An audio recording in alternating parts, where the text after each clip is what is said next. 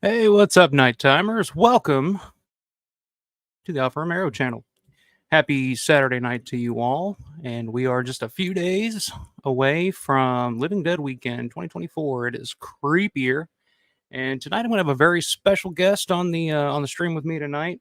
He is the you know world famous tour guide of the Monroeville Mall every year, Living Dead Weekend. He's done multiple tours over the years for Living Dead Weekend. He's a Romero historian, Romero expert, Romero collector, you name it. That's this guy, and he can. He's you got questions, he's got the answers. So we're gonna have Lawrence DeVincentz on the program tonight, or he's going to join on here momentarily. Hope everybody's doing well out there. Got some comments here. Hearst Hill's in the house. What's up, man? Hope you're not working a graveyard shift tonight, but good to see you, Claudio Franco. What's up? Creep Show. Yep, that's the theme this year is Creep Show, Creep Show 2, Night of the Creeps. It's a creepy fucking year for Living Dead Weekend. Let me tell you. Blissful is in the house. What's up, Blissful? Good to see you. Stephen Fernandez. Good to see you. Synth Addict. What's up, my man? It's gonna be your first trip to Pittsburgh coming up here in a few days. I'm excited for you for that. And your first trip to the mall. Your first chance to experience everything. So very happy to see you getting the chance to do that finally. Good to see you in here. Matt Landrum, what's up, man? Good to see you. We're gonna miss you this year. I know you're you messaged me the other day and mentioning how you were having some serious FOMO this year, and that's I feel you, man. And you put it perfectly. It's like it's summer camp for us Dawn and Romero fans every year. But you seems like you have a pretty nice vacation booked down in Florida this year. So I mean that's not bad. I mean you can't win them all, I guess. Will, what's up, man? Good to see you. I'll be seeing you here in a few days as well. Looking forward to that.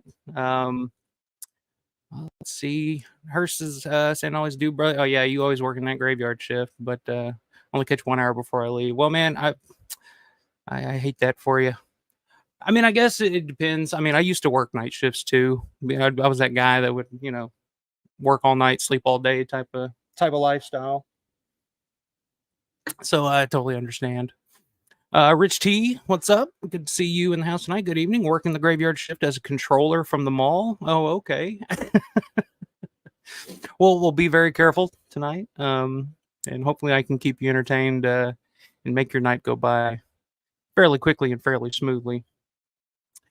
Since says I can die and be a happy zombie this month. Yeah, that's right. That's you can die and come back as a very happy zombie. You're gonna be right in the Mecca. It's like, why do they come here? Some kind of instinct, a memory, what they used to do. So yeah, good to see everybody in the house tonight. Before we get Larry on, he said he might be running a little bit behind tonight, so just going to chit chat a little bit here, talk about, tell a quick story here from earlier in the week that happened for me that I thought was pretty cool. I was really moved by it. I guess it was Thursday, I want to say. I come home from work. It's Wednesday or Thursday, I can't remember. Not that it really matters, but come home from work, long day of work, just another day. And walk into the house, and I see on our kitchen counter a large envelope from Barbara Rexing. And Barbara is the sister of the late Dave Hemge. I met her and her sister Sue and a lot of the family at David's funeral this year. And she was aware of the channel. I think she's commented on a few videos over the last few months, but I hadn't heard from her in a while. And so when I saw this envelope, I was like, "Holy shit, what is this?" She sent me some 8x10s that David had in his storage garage. I guess they were cleaning out his storage garage here recently, and they came across all these 8x10s, and she left attached a very, very sweet letter. It really, really touched me, thanking me for, the tribute to David and talking about David and all that stuff and just being a fan. And, but yeah, she sent me a whole stack of 8x10s, not signed, unfortunately, but, she said she just came across these in a storage unit. I guess this is what David had printed out, I guess, to send to fans if they wrote to him, or for, his convention appearances back in the day when he was still doing those. So I guess he just had these left over, and she, I just felt very touched that she thought of me and was like, oh, he might like these. I'll send them to him, and put forth the effort to track me down. I guess I don't know how she got my address. I'm guessing it was from when we signed the guest book or whatnot, whatever it was called. It's another one of David. But yeah, I was very, very touched. She was very appreciative of the tribute video that I did for David. On If you go back one of the live streams from back around his funeral that I did with Will, it opened with a live stream. Okay, Larry's on his way. He just sent me a message on Facebook.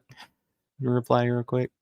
But yeah, it included a nice little tribute video that I did for David at the beginning of it. She was just very touched and very happy about that. And so I don't know. I was blown away. It made my whole fucking day, made my week. And I'm gonna have to write her back and thank her for that. And I really, really appreciated it. Like I said, I was really, really touched. Very, very sweet. So we're waiting on Larry. Keith Bell, what's up, man? Hey, Alpha, had to move some mountains, but I'll be at LBW for the second year running, flying in from Florida. Awesome, man. I'll see you there.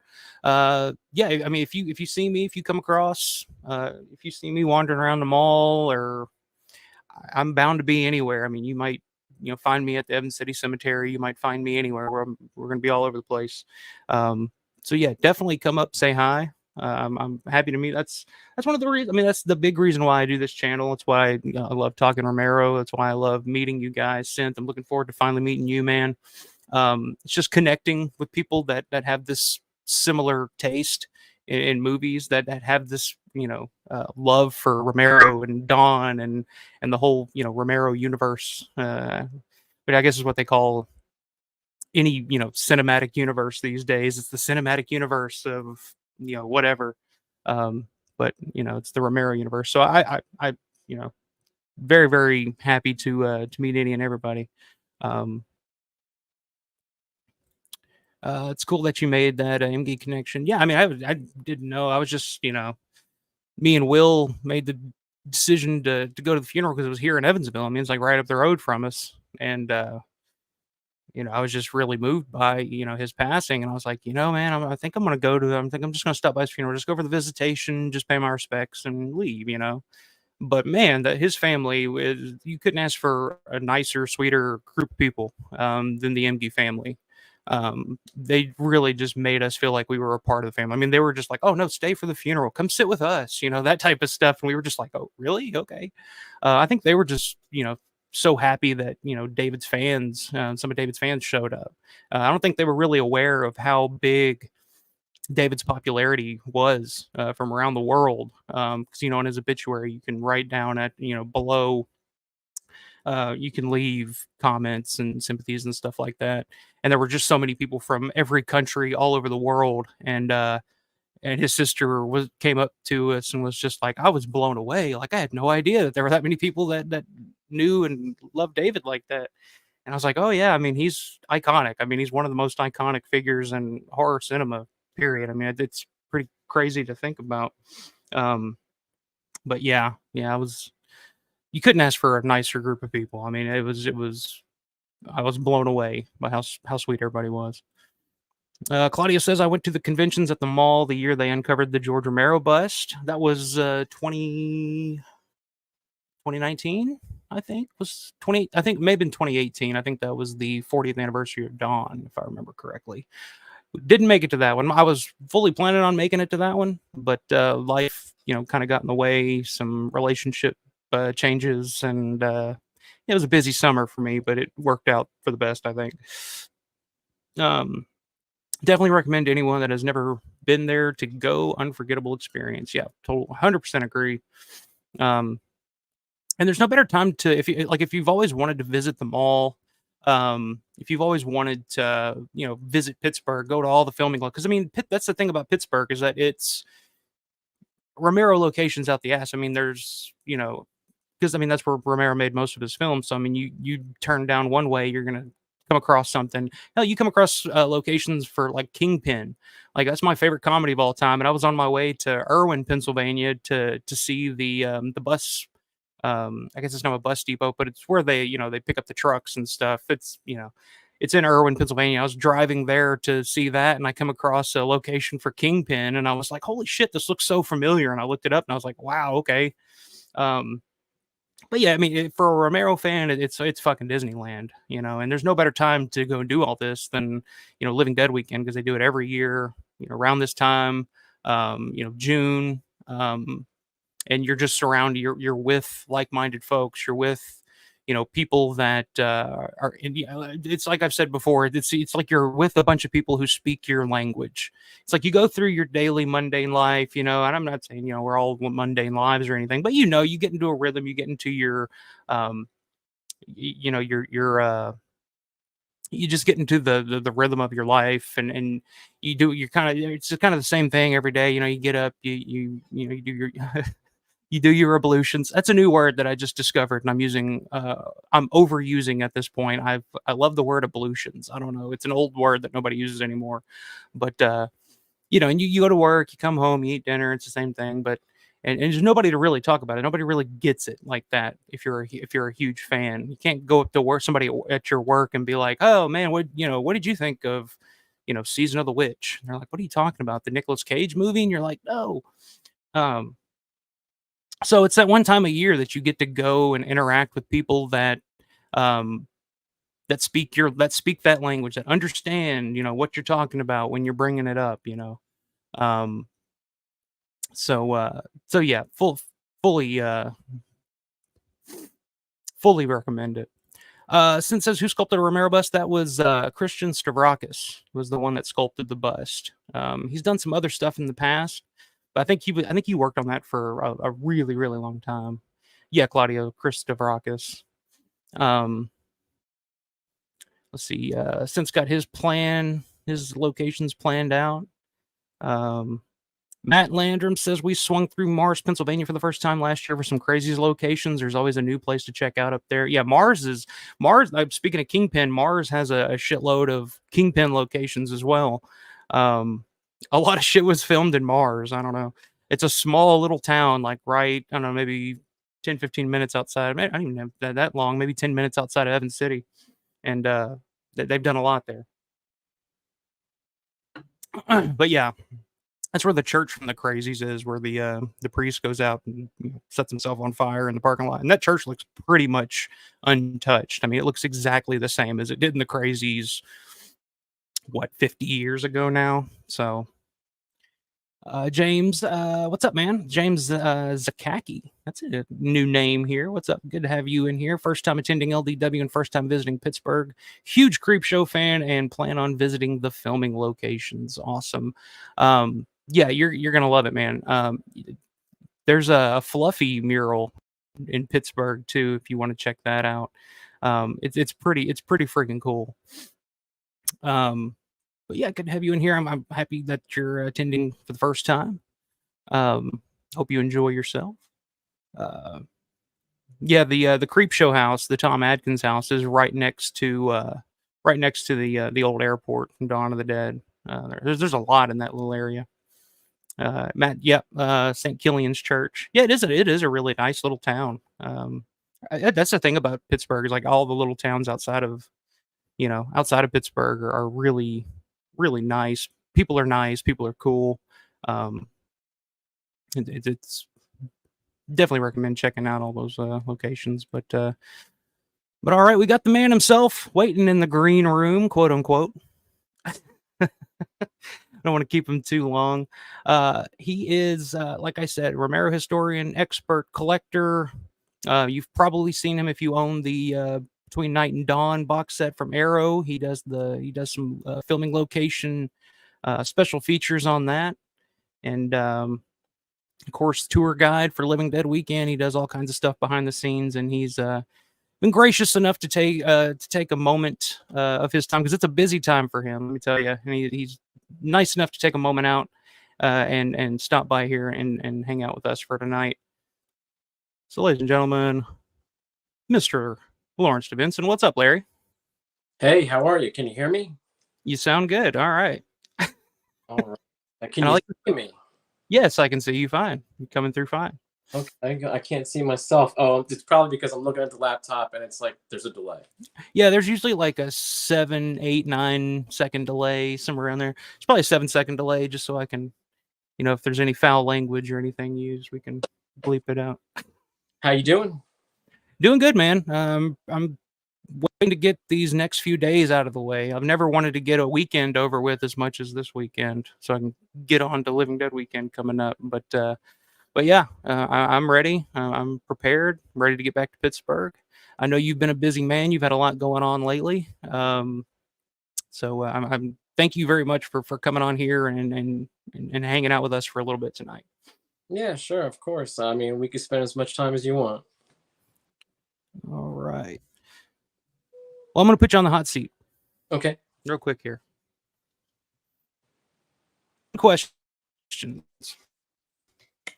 For those of you who are not familiar with Larry, this is we're going to be kind of an introduction to kind of get an idea of who Mr. Lawrence DeVincentz is. So 10 questions here. First thing pops in your mind, you don't have to elaborate on it too much if you don't want to, or you can elaborate it on it as much as you want. So first question, favorite Romero film? Oh, right off the bat. Dawn of the Dead. Okay. Best Romero film?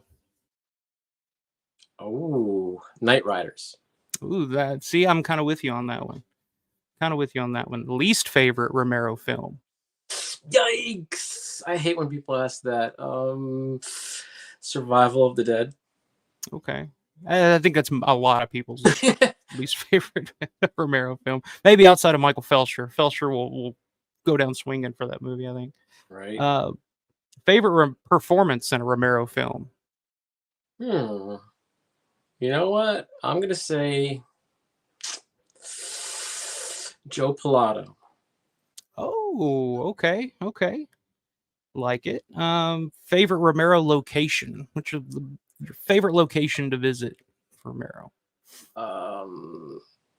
I guess it would have to be the mall from Dawn of the Dead because it's Dawn of the Dead. It's the Monroeville Mall. It's hard to beat, yeah. Let's see. Favorite non-Romero zombie film? Well, of course, Night Riders. No. Okay. Non-Romero zombie film. Oh, Non-zombie Romero film. Yeah. Shaun of the Dead. That's a good one. That's I was thinking that one. It's between that one and Return for me. Return of the Living Dead. I'm a big fan of Return of the Living Dead. Let's see. Favorite Romero score or soundtrack? Oh, I love Donald Rubinstein's music for Night Riders. I really, really love it. And I know it'd be sacrilegious not to say Goblin, the Dawn of the Dead.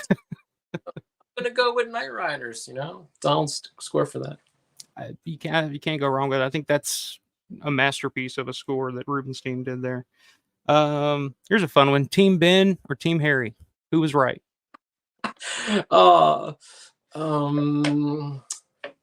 I think neither of them was right. I think they should have cooperated with each other and tried to figure something out. Okay.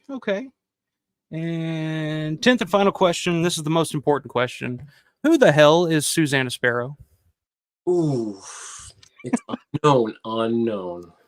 Nobody has. Well, there's always been, I guess, the rumor that it was actually Catherine Colbert, maybe. I mean, that's my thought. I don't know if it's true or not. It could be literally anybody that worked for Richard or George. Yeah, I've always thought maybe it was just George with a I don't know, just a made up name. I guess for some reason he didn't want to take full credit for it, and he just came up with the name Susanna Sparrow because I don't know, it doesn't sound like a real name. You know what I mean? It sounds made up. Mm-hmm. Nope, I think we might be losing Larry here by a bad connection. Oh no.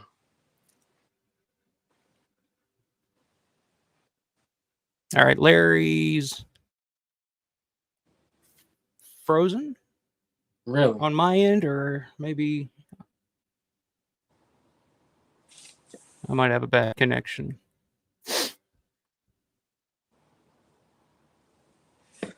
Am I still frozen?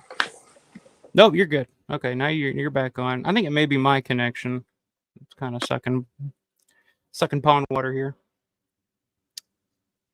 Let me see. Okay, I think it's been raining all day here. So, usually when it rains and it's cloudy and shitty outside, this is usually what happens. But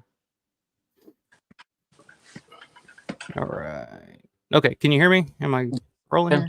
Okay. Yep. All right. So let's go ahead and get into, before we get into Living Dead Weekend, let's learn a little bit about you.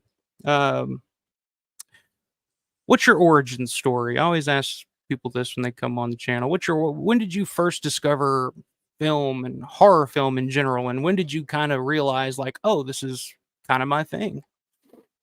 Well, I would say I've always enjoyed horror, and I guess it would come from my mother and maybe my uncle, but probably more my mother. They always rented horror movies and took us to horror movies. Like I saw everything in the theater in the '80s, all the Friday the 13th, like Part 3 in 3D. I saw all the Stephen King movies in theaters. So we got to see a lot, and of course I saw a lot on cable too. And I probably one of the first horror movies I would have seen would have been Friday the 13th, one or two or both. You know, these things were played on HBO like crazy when I was a kid, almost immediately after they came out. So that started my love of horror. I always enjoyed it. And then in 1983 or so, you know, Dawn of the Dead came out, and that's when somebody in my family rented it, and we watched. And I remember it clearly. I don't remember the beginning, but the scene I remember first and foremost, you know, that comes to my mind is the truck attack scene where Jeannie is attacking Roger in the truck, and Mm-hmm. that's where I must have like started to watch it and pay attention. And then it just, you know, it didn't bother me, the blood and guts, the gore, you know, the machete zombie, machete in his head or anything like that, because I had already seen Friday the 13th and a whole bunch of things like Right. that. So it didn't bother me, any of that. But what really captured my imagination in Dawn of the Dead was that these people took over a mall, and I thought it was really cool, you know, taking over Yeah. yours, and you could do whatever you want, and you're living in it. Yeah, I think that was kind of the thing that got me to, because I mean, I'm a little younger, I think. I was born in '88, but still in the '90s, like that, the mall was still the place to go. That was still the place to be. And I remember I had the idea, like, because I don't know, like I said, I was like 9, 10 years old, and I just discovered Resident Evil, the games. And I was like, oh, what are these zombies? Okay, what are these? Do they make these type of movies too? I didn't know. My uncle, who pops into chat every now and then, my uncle stopped. He was just like, "Oh, yeah, there's Night of the Living Dead." You know, I'm like, "Oh, okay, what's that?" I'm like, "Well, it'd be really cool for a zombie film or a zombie game to take place in a mall, because I love the mall. You know, what 10-year-old didn't love the mall in the '90s?" And he was like, "Oh, actually, there is a movie that takes zombies in a mall." And I'm like, "Oh." So then that's what kind. And I think that's what kind of got me, was just the concept, the idea of having everything, living in a mall, doing whatever you wanted, you know, just. But I think on top of that, you know, it just you know, the effects I'd never seen. Like, there was something different about the effects in Dawn of the Dead for me. I don't know why, because I was kind of like you. I grew up watching horror. I grew up on, you know, Hellraiser and Tales from the Dark Side, the movie, and Tales from the Crypt, the TV series. Like, I had seen gore and stuff like that, but there was something just different about the Dawn gore. Um, and I was just like, I don't know, it just, it felt familiar in a weird way. I was like, almost like if I was. Very in your face, where sometimes, you know, a lot of other horror movies before that would cut away, you know, when it gets to the bloody or gory part. But Dawn of the Dead was, of course, released unrated, so it shows you all that stuff. So there's a big difference there. Yeah, yeah, I was, it was just something completely different. The dialogue was just different. It was just the characters, you actually cared about the characters, like, just a completely different thing. So you saw Dawn in '83. Was that, I guess, was the Thorny MI VHS the first one He that you saw? rented that, and I can't really recall if I had seen as far as any Romero movies, if it was either Creepshow or Dawn of the Dead first.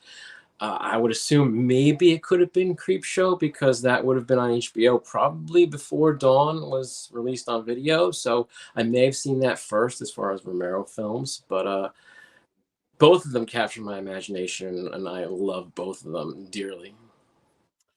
So, when did you first kind of discover the name George Romero? Like at a young age, you see Dawn of the Dead, you see Creep Show, and like to me, when I was a kid, I didn't really pay attention to credits. Credits was just kind of the thing that got in the way of the movie. And then when you get a little older, you start to realize and start seeing names. Like when I was little, of course, we all knew like Steven Spielberg, and we all knew those names. But when did you first become aware of the filmmaker, the name George Romero? It's hard to say. Maybe somebody mentioned to me, since I saw Dawn of the Dead and I liked it, hey, he made this movie before it called Night of the Living Dead. And I went and watched that, and maybe I caught on to the name through that, or connecting the two movies, or maybe it might not have been until I started reading Fangoria around 1987 or 88, and then I started to really get into horror and find out, who made this or who made that, and Hmm. it had to be one of those things, but I really can't recall what made me say, "Hey, this is a George Romero film," because I even remember watching Monkey Shines and not necessarily knowing it was a George Romero film. Yeah. And my parents used to say that a lot. Like when I first started going back and rewatching a lot of Romero stuff. Like when I would come across like The Dark Half or Monkey Shines or something, and my parents would be like, "Oh, he directed that?" Like, oh, no, like they weren't aware of him either. So it wasn't a name that I grew up with. Like my parents, like when we watched horror films, like if it was a Wes Craven film, my parents would say, "Oh, that's Wes Craven. He did, Nightmare on Elm Street." Or if it was John Carpenter, it was like, "Oh, he did Halloween." My parents weren't really aware of Romero. Um, my uncle though was the one that told me about Dawn the other day. He's a big Stephen King reader. There was a garage outside of his house that he just had like boxes of old issues of Fangoria and Playboys that we would always go through as kids. Um, so yeah, I think the first time saw the name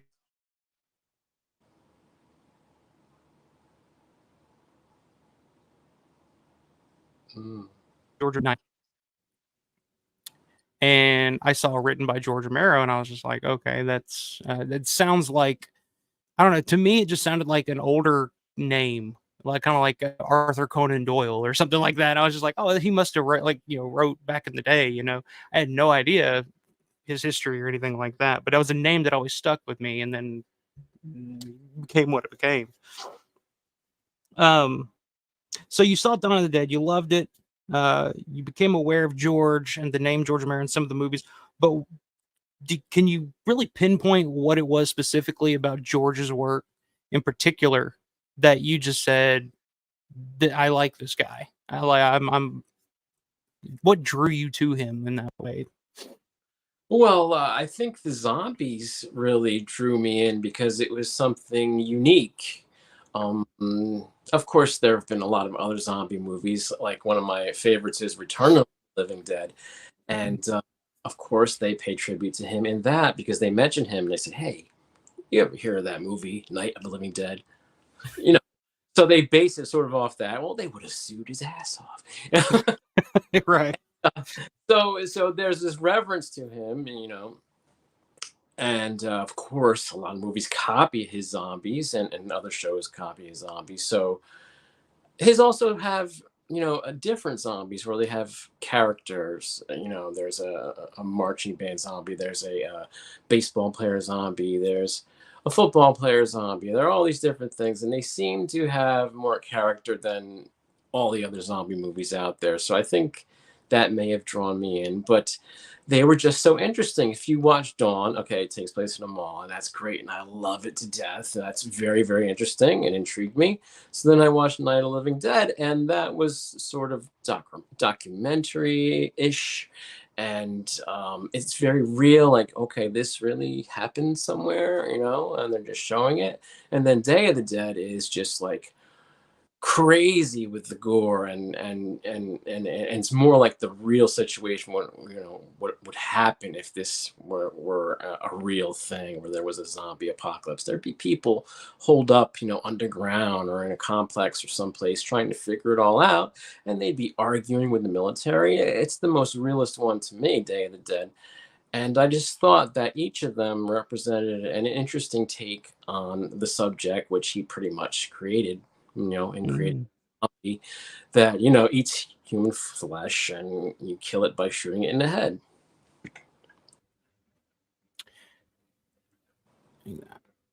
Am I freezing up here? Can anybody anybody see or hear me right now? I got a bad connection tonight, guys. I apologize. It's okay. I was Can afraid I had a bad connection. you hear me? Okay. I hear you. No, I think it's on my end. I think it's on my end. I can hear you totally. Okay.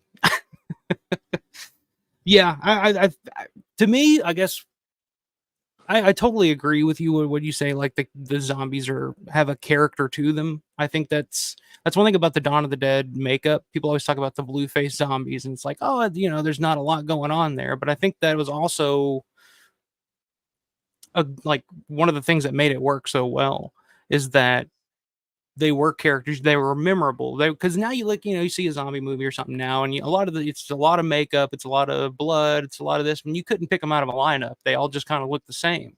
But you Right. line up, you line up nurse zombie, you line up, sweater zombie, you line up all them, and they're all their own characters. They're memorable, which is why 50 years later, we still go to see them, we go to meet them, we're like, oh, you were nurse zombie, or you were airport zombie, or you were this zombie or that zombie. you know a lot of modern zombie films, I couldn't tell you what one was. Like I remember, like, even in some of Georgia's stuff, like in Land of the Dead, there's certain zombies in Land of the Dead that I had to go back, and it took me like 2 or 3 watches because I heard, hear people say like, oh, he's he was a police officer, he was a cop zombie, and I was like, really? But there's just so much goop and stuff you couldn't hardly tell. Um, but yeah, I think the thing that really drew me to Romero was just kind of him as his, I don't know, his personality. Because then I started to discover, you know, right around, I guess it was early 2000s, I started to discover like Document of the Dead, and listen to some of the commentaries on like Night of the Living Dead and stuff like that. And it was a lot of his personality too, is what kind of drew me to be like, oh, I like this guy. This guy, he's different. Kind of inspired me to want to make films when I was younger, because I was like, oh, I don't have to move to Hollywood to do this. I can make movies right in the backyard with my friends. That's what George Romero did. Sure. I mean, Um, Smith did that too.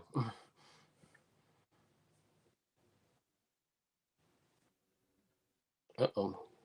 The sound dropped out for a second. yeah, this is terrible. What'd you say? I can hear you now. Yeah, I can hear you. Okay.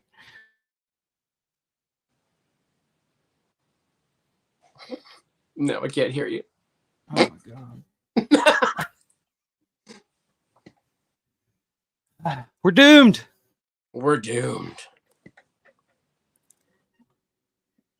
Let me try. Let me just close that out here real quick.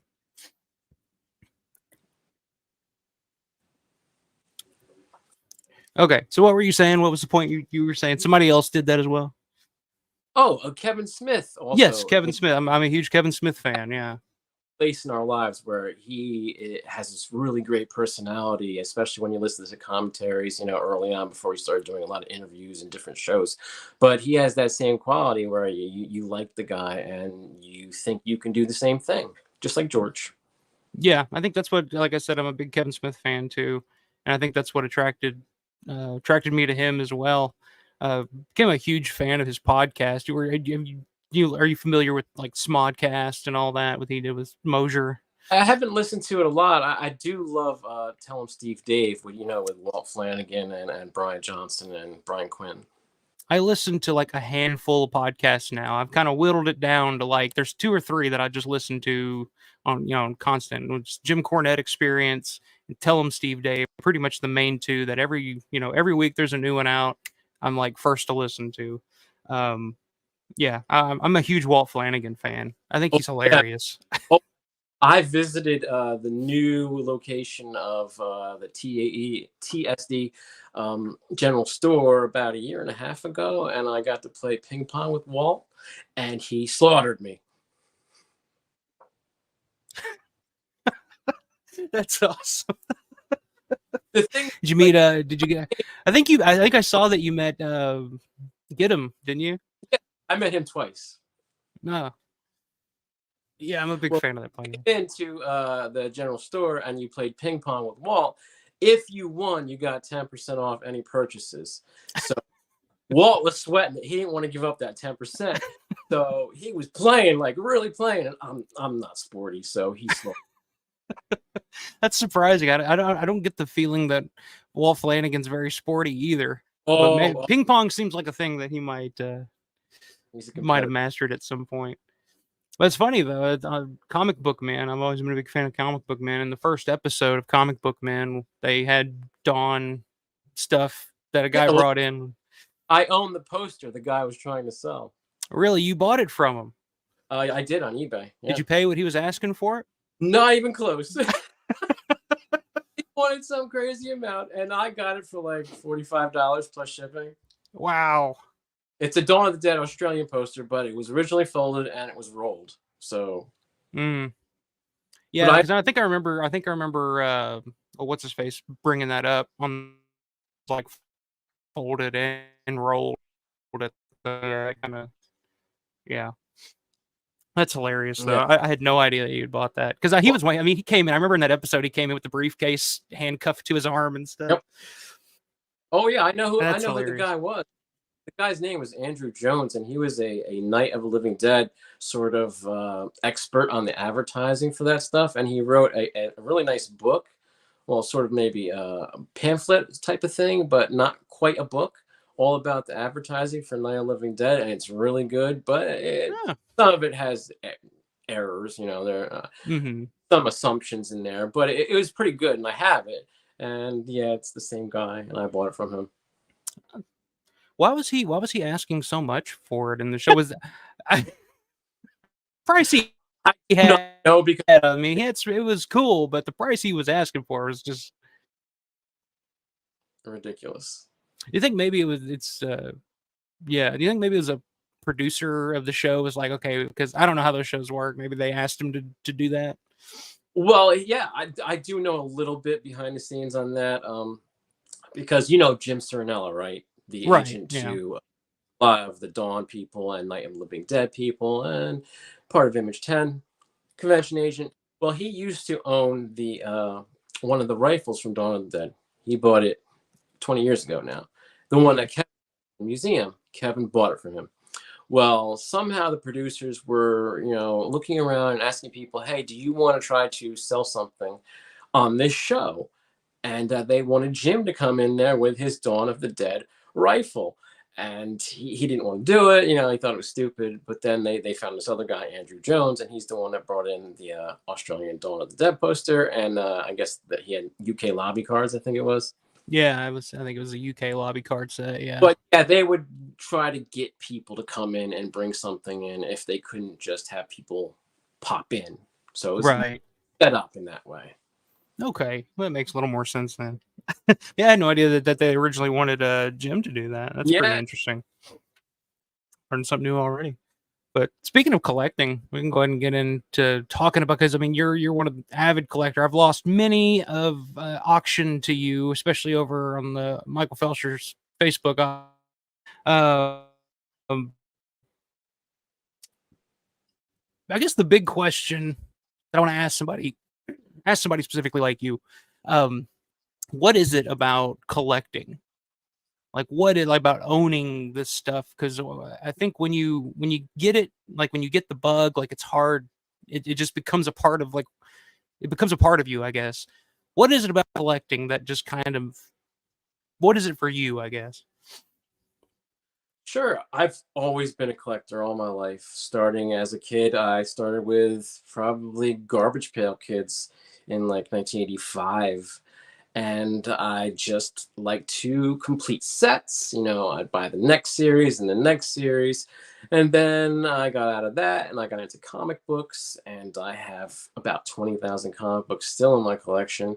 And I would want to get all of the issues in a series and collect it monthly. And I think I've always had this collector's mentality. I still have my original Transformers from the 80s, and they're probably worth a bunch of money. And then I got out of comic books when I started having kids. And then a little bit later, I started getting into George Romero's films. As far as collecting, I had already loved them most of my life. But that's when my collecting started, probably in the early 2000s, as far as that goes. So you started collecting in the early 2000s. Do you remember what your first purchase, like your first Romero big purchase, I guess, would be that kind of got the ball rolling? Well, I would say, the very first would have been my first VHS copy of Dawn of the Dead in '87. I got the second, I guess you would say, version that ever came out, because it was more budget price than spending, $60-$70 when the first one came out. I think the second one, that was the HBO Canon video, Right. and that was like 1999 when it came out, and Mhm. I got local James Way. And then after that, when I started going to conventions, I had heard about Document of the Dead, and I found that at a Fangoria show in New York. I may have even bought it from Roy himself, but I didn't even know who he was at that point. But I knew I wanted Document of the Dead. So that started my two main purchases, at the beginning. And then Mhm. 97 or so, when the two tape came out with the director's cut. Yeah. Uh, I got that, and then eventually I got the DVD, and then I went to a convention in 2004, and I met George for the first time, and all the Dawn cast and the Day of the Dead cast. It was at a Horror Find convention in Baltimore, Maryland, 2004. I've heard all about that. It everything in the high gear because everyone was so nice. George was amazing. He shocked me with how normal and amazing he was, and it still blows me away. The things that he said to me, are we allowed to curse on this channel? Oh, fuck yeah. Okay. Well, okay. All weekend I went and met everybody else, and I was waiting to meet George because he had a long line. It was like 3 hours long. So I met everybody on Friday, met everybody on Saturday. Sunday, I decided I'm going to wait online for George. So I go wait 3 hours. I get there. I have it on video too. My wife filmed it. And I sit down next to him and I say to him, "Hey, George, how does it feel to be so beloved?" And he said, "I can't fucking believe it." And I started laughing and he started signing my stuff. And I said to him, "So, do you still smoke?" Because I had seen on Document of the Dead the Two Evil Eyes footage where he was playing with a yo-yo because he had quit smoking. Mhm. Yep. So he said, "Oh," he takes out a pack of cigarettes and bangs it on the table and says, "You want one?" I said, "No, I was just wondering because you had Oh, quit." you should have took one. I That'd be know the ultimate collector. taken it and kept it, but I didn't think of it. But it was just so cool and so nice, and I did not expect that. I mean, I didn't know what to expect, but everyone there at that convention was so nice, and then that really made me get into the movies and stuff even more, and that's when I really started to collect and get into collecting. That's when the bug hit you. Yeah, I remember the first time that I met George. It's a very similar situation. It was Texas Frightmare Weekend 2008.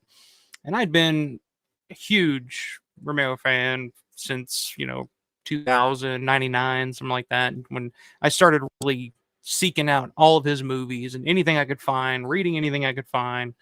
In 2008, Texas Frightmare Week in Dallas, Texas, I was 19 years old. Me and my cousin decided we're going because it was Night of the Living Dead 40th anniversary. They were doing a screening with all the cast and stuff. George was there, John Russo, Russ Striner, George Casana, Bill Heinzman. On top of that, the Dawn cast was there. Ken Foray, Scott Reiniger, Sharon and Clayton Hill were both there. All the Day people, Land of the Dead people were there. I mean, that was one of the only times I think I'd ever seen Robert Joy at a convention. He was there. I remember 2008 very well because I had just become a vendor in 2007. So I was doing shows, and of course, Horror Find, I was vending there because that was a show I really enjoyed in 2004. I started there in 2007, and that was the same year, 2008, when they had the big 40th anniversary of Night, and then everybody was touring all together, you know, at all these shows. Mm-hmm. Yeah, they. Was there Malcolm McDowell? I mean, it was a huge show. I think Dario was supposed to be there. I think he had to cancel last minute. And to me at the time, because like I said, I was 19. I'd been really into this stuff for quite a few years at that point, and I was finally meeting George, and kind of the same story as you. Long line, went around, around, around and around, waited. It's probably about an hour and a half, 2 hours. And I'm waiting, and I'm just getting kind of nervous. I see him. I'm seeing him through the curtain, and I'm trying to think of what to say. Like, what the fuck am I Yeah, gonna say that he hasn't said? Like, come on. yeah, like I'm thinking, like, well, just don't go up there and just fucking crumble into a blubbering fanboy. Think of something. And I was like, okay, I think I got what I'm gonna say. I think it sounds pretty cool. I got it in my head. I don't remember what the hell it was because it's not what I said. I finally get up there. I finally get up there, and I walk up to him, and I put down I don't even remember what I had him sign. I think it was just like a regular 8x10. And I put it down. He's like, "Hi, how you doing? What's your name?" I'm like, my name, I'm Michael. And I know you hear this all the time, but I'm your biggest fan. And he was just like, "Oh wow, it's so great to meet you." I know, he could have just rolled his eyes and be like, "Okay, yeah, I've heard that a billion times." But he was just so cool, and it was just like it took all the pressure off of me. I could just kind of talk to him for a second. He had a way of just kind of letting you let your guard down around him, and just kind of, he was just a down to earth, super super nice guy. Right. But So yeah, I mean, as a fan convention, I mean, you mentioned being a vendor. I know you mentioned it the other day. When did you decide to start getting into that? How did you get into that? What are your thoughts on being a vendor at these shows? Because I mean, it seems like a lot of work. Uh, I've thought of it. well, I started going to conventions when I was 15, and that was in 1990. The first three people that I met at a convention, three celebrities, were first Gunnar Hansen, second Linnea Quigley, and I had to find the last guy. I walked through all the hallways. I couldn't find his table. Then I saw him coming out of a room, and it was Tom Savini. So I met those three people at my first convention, and I went to 6 conventions in a row in New York City every year during my birthday. And then Oh, I had a kid. I lost Larry. Oh, there he is. There. Oh, To conventions, a few here and there. And then I decided in 2007, I want to try to be a vendor. And that's when I started vending, and I did more and more shows. Can you hear me now? yeah, you're good. Okay. Well, I did more and more shows, and I started doing maybe about 13 a year. And it is hard work. It's a lot of driving and traveling because you have to haul all your stuff everywhere. You can't fly to these different places. But I got to meet a lot of cool people and make a lot of friends and get to places far away like Fort Myers in Florida, because I would do a show called Spooky Empire in Orlando. And then I would drive down to Fort Myers and visit the Day of the Dead locations. I also would do shows in Pittsburgh, and that's how I got to see the Monroeville Mall and the Evans City Cemetery for the first time. So the vending was a means to an end to get places and have it for, and also make money. So they were tied together pretty much. Yeah, that's a good way. It's a good way to justify it to your wife. And she's like, "Oh yeah, I'm going to Fort Myers for a weekend. I'm vending. I'm making money. I'm working. It's not a big deal." It's like, okay. What are some other? I mean, we talked about George. What are some other like first time like big guests that you met? I mean, not Romero related or not? Who else did you meet? Have you met over the years that you're just like blown away that you're finally getting to meet and talk to? Oh, well, that's really interesting because I told you, as I said, I started going to conventions in 1990, and Mm-hmm. I went to Fangoria's Weekend of Horrors in New York City every year, every January for my birthday. At first, my mother took me because, of course, I didn't drive or anything. And then eventually I started going by myself. Well, during those 6 shows that I went to, I met some really cool people that, looking back now, I'm so glad that I met them. But of course, back then I was very shy, so I didn't even know what to say to these people. I'm just like, hi, can you sign this for me? My name's Thanks, bye. Oh, and sometimes I'd be too shy to even ask for a photo with them, but sometimes Mm. I would. For example, back in the 90s, I met Roddy McDowall, and of course, I love him in Fright Night and as Cornelius in Planet of the Apes movies and Caesar in the later movies. I am so glad that I met him there at one of the shows, and back then, the autographs were all free. Yeah, I hear those stories. I mean, when All you my had first convention in 2008, I mean, it was like, I think George was like $25 or something like that. But yeah, I hear the stories all the time about the old days of the conventions, the old glory days of the convention, where you could just walk up to somebody and they'll sign whatever and take a picture and Yep. oh, take me All you back. had to do was bring your own posters, or they had vendors there selling black and white photos for, I think, $3 and color photos for $5. And then you would just go wait online and they would sign whatever you bring up. I mean, one show, waited online the entire show. I think I was there only on Saturday or something. And I went from line to line to line to line to line just so I could get all these autographs. And of course, there were people there like Roger Corman. I met him at one of the shows. Of course, all the big names you would want to meet back then. I met Clive Barker, Doug Bradley, Kane Hodder, Tony Todd, Freddy Krueger, Robert Englund, so many people. Jeffrey Combs, of course, Herbert West from Reanimator. All these people back then, all free. And I still have those autographs too. That's probably good money now. What do you think? I mean, I know you're kind of in the business now, but what do you think of like the state of conventions now and how it's gotten so expensive? Like Living Dead Weekend is a perfect example of one that's not. Like it's very affordable. It's a family atmosphere. It's not. But if you go to like a Horror Hound or you go to some of these bigger ones, I mean, you better bring a little bit of money. I mean, what are your thoughts on this? Where does it end? I guess what I'm getting at. Well, this is a tricky subject because, as you know, I work for Living Dead Weekend and we work with all kinds of agents who work at these other shows and represent a lot of different celebrities. So I have to choose my words wisely. I don't want to get you in any trouble or anything, but But as far as my own perspective, it is very expensive, and I don't quite understand. I don't know how people have so much money for these shows. Honestly, I don't either. can't afford all these shows. I would love to go to a lot more than the ones that I do go to, and I would spend a lot of money if I wasn't, creating and helping with the Living Dead Weekend and being a part of it. I'd spend a lot more money at that show, and it would probably be the only thing I could do because I don't have that kind of money. I don't know how people Mhm. afford it. Really, it's really expensive when you factor in hotels, food, and then the celebrity autograph prices, photo op prices, selfie combos with the photo. Expensive. I don't know what the future is. People spend all that money on these things, so I don't see them going away anytime soon. So I don't think there's like a bubble to be burst, like it's gonna top out or something. Keep going if people keep spending, so it's gonna keep going.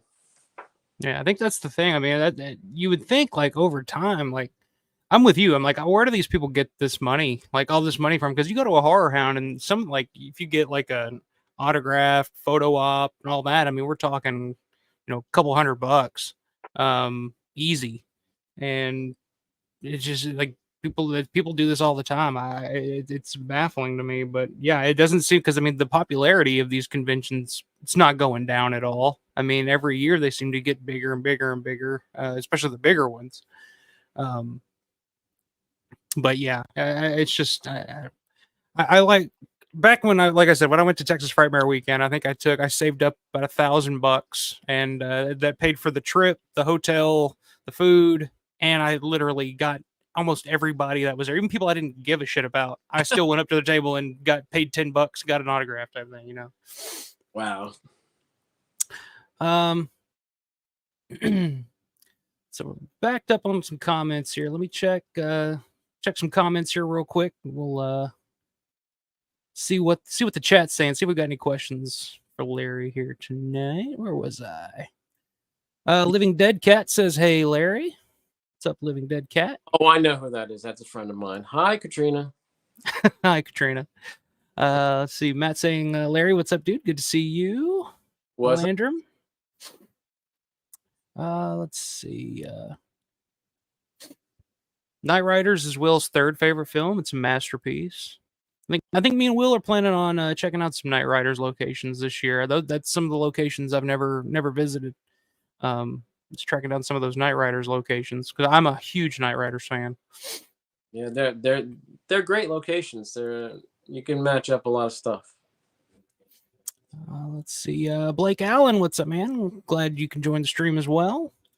Mr. Cressy777, I worry about the George Romero bust when the mall closes. That's a good question. What do you think would, like, when the time comes, I mean, we don't like to talk about this, but when the time comes, I guess it'd just go back to Stavrakis, right? That's what I assume. I think Okay. somebody mentioned when he created it, what happens if, the mall ever closes? And I think he even said that it would go back to him. Good. I was hoping that'd be the answer, but you never know. Gory Marty 56. What's up, Gory Marty? That's a new name. Stukas Dive. What's up, man? Good to have you in here. Synth says, my friends and I came across Dawn on VHS by accident in high school, and it changed my life. There you go. It'll do that to you. Yeah, sorry about the technical difficulties tonight. Hopefully they kind of iron themselves out as we go along here, but I don't know. Yeah, I apologize for being late. I was trying to figure out StreamYard. I had never used it before. I mean, you look and sound good on my end. I think a lot of the connection issues are on my end because I see there's like a little bar at the top that'll show when my connection just shits. Since I got the French Dawn poster with the X back when it was only $30, lucky dog. You can't find that now. Gory Marty says you were a fun vendor. I agree. I bought some stuff off Larry last year. Oh, thank you. John Vulo's in the house. What's up, man? When I was in Vegas at O'Day's table, some dude dropped like $1,600 for Judith O'Day alone. Didn't even ask for a discount. Wow. Holy smokes. I can't even imagine. Gory Marty says that she's Martha. Martha. Oh, Martha Sandusky. Okay. I know that name sounded familiar. Martha Sandusky.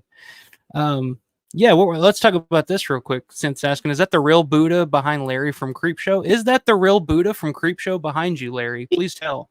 Ooh, good eye. And yes, I own the real Buddha from Creepshow. And eagle eye, people.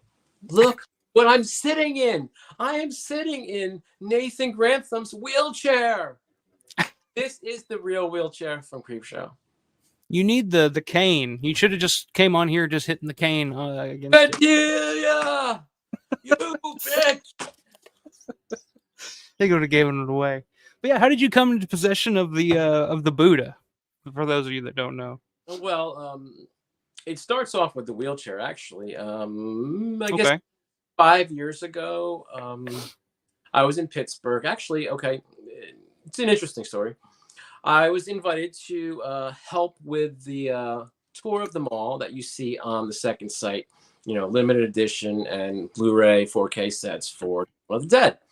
I was credited as the location producer because I was brought in while Tom and Mike Gornick and Tasso and Tom Dubinsky gave a tour of the mall, they wanted to make sure that I was there to verify they were talking about the right places. Not that they needed any help at all. They really didn't. I really didn't have to correct them at all.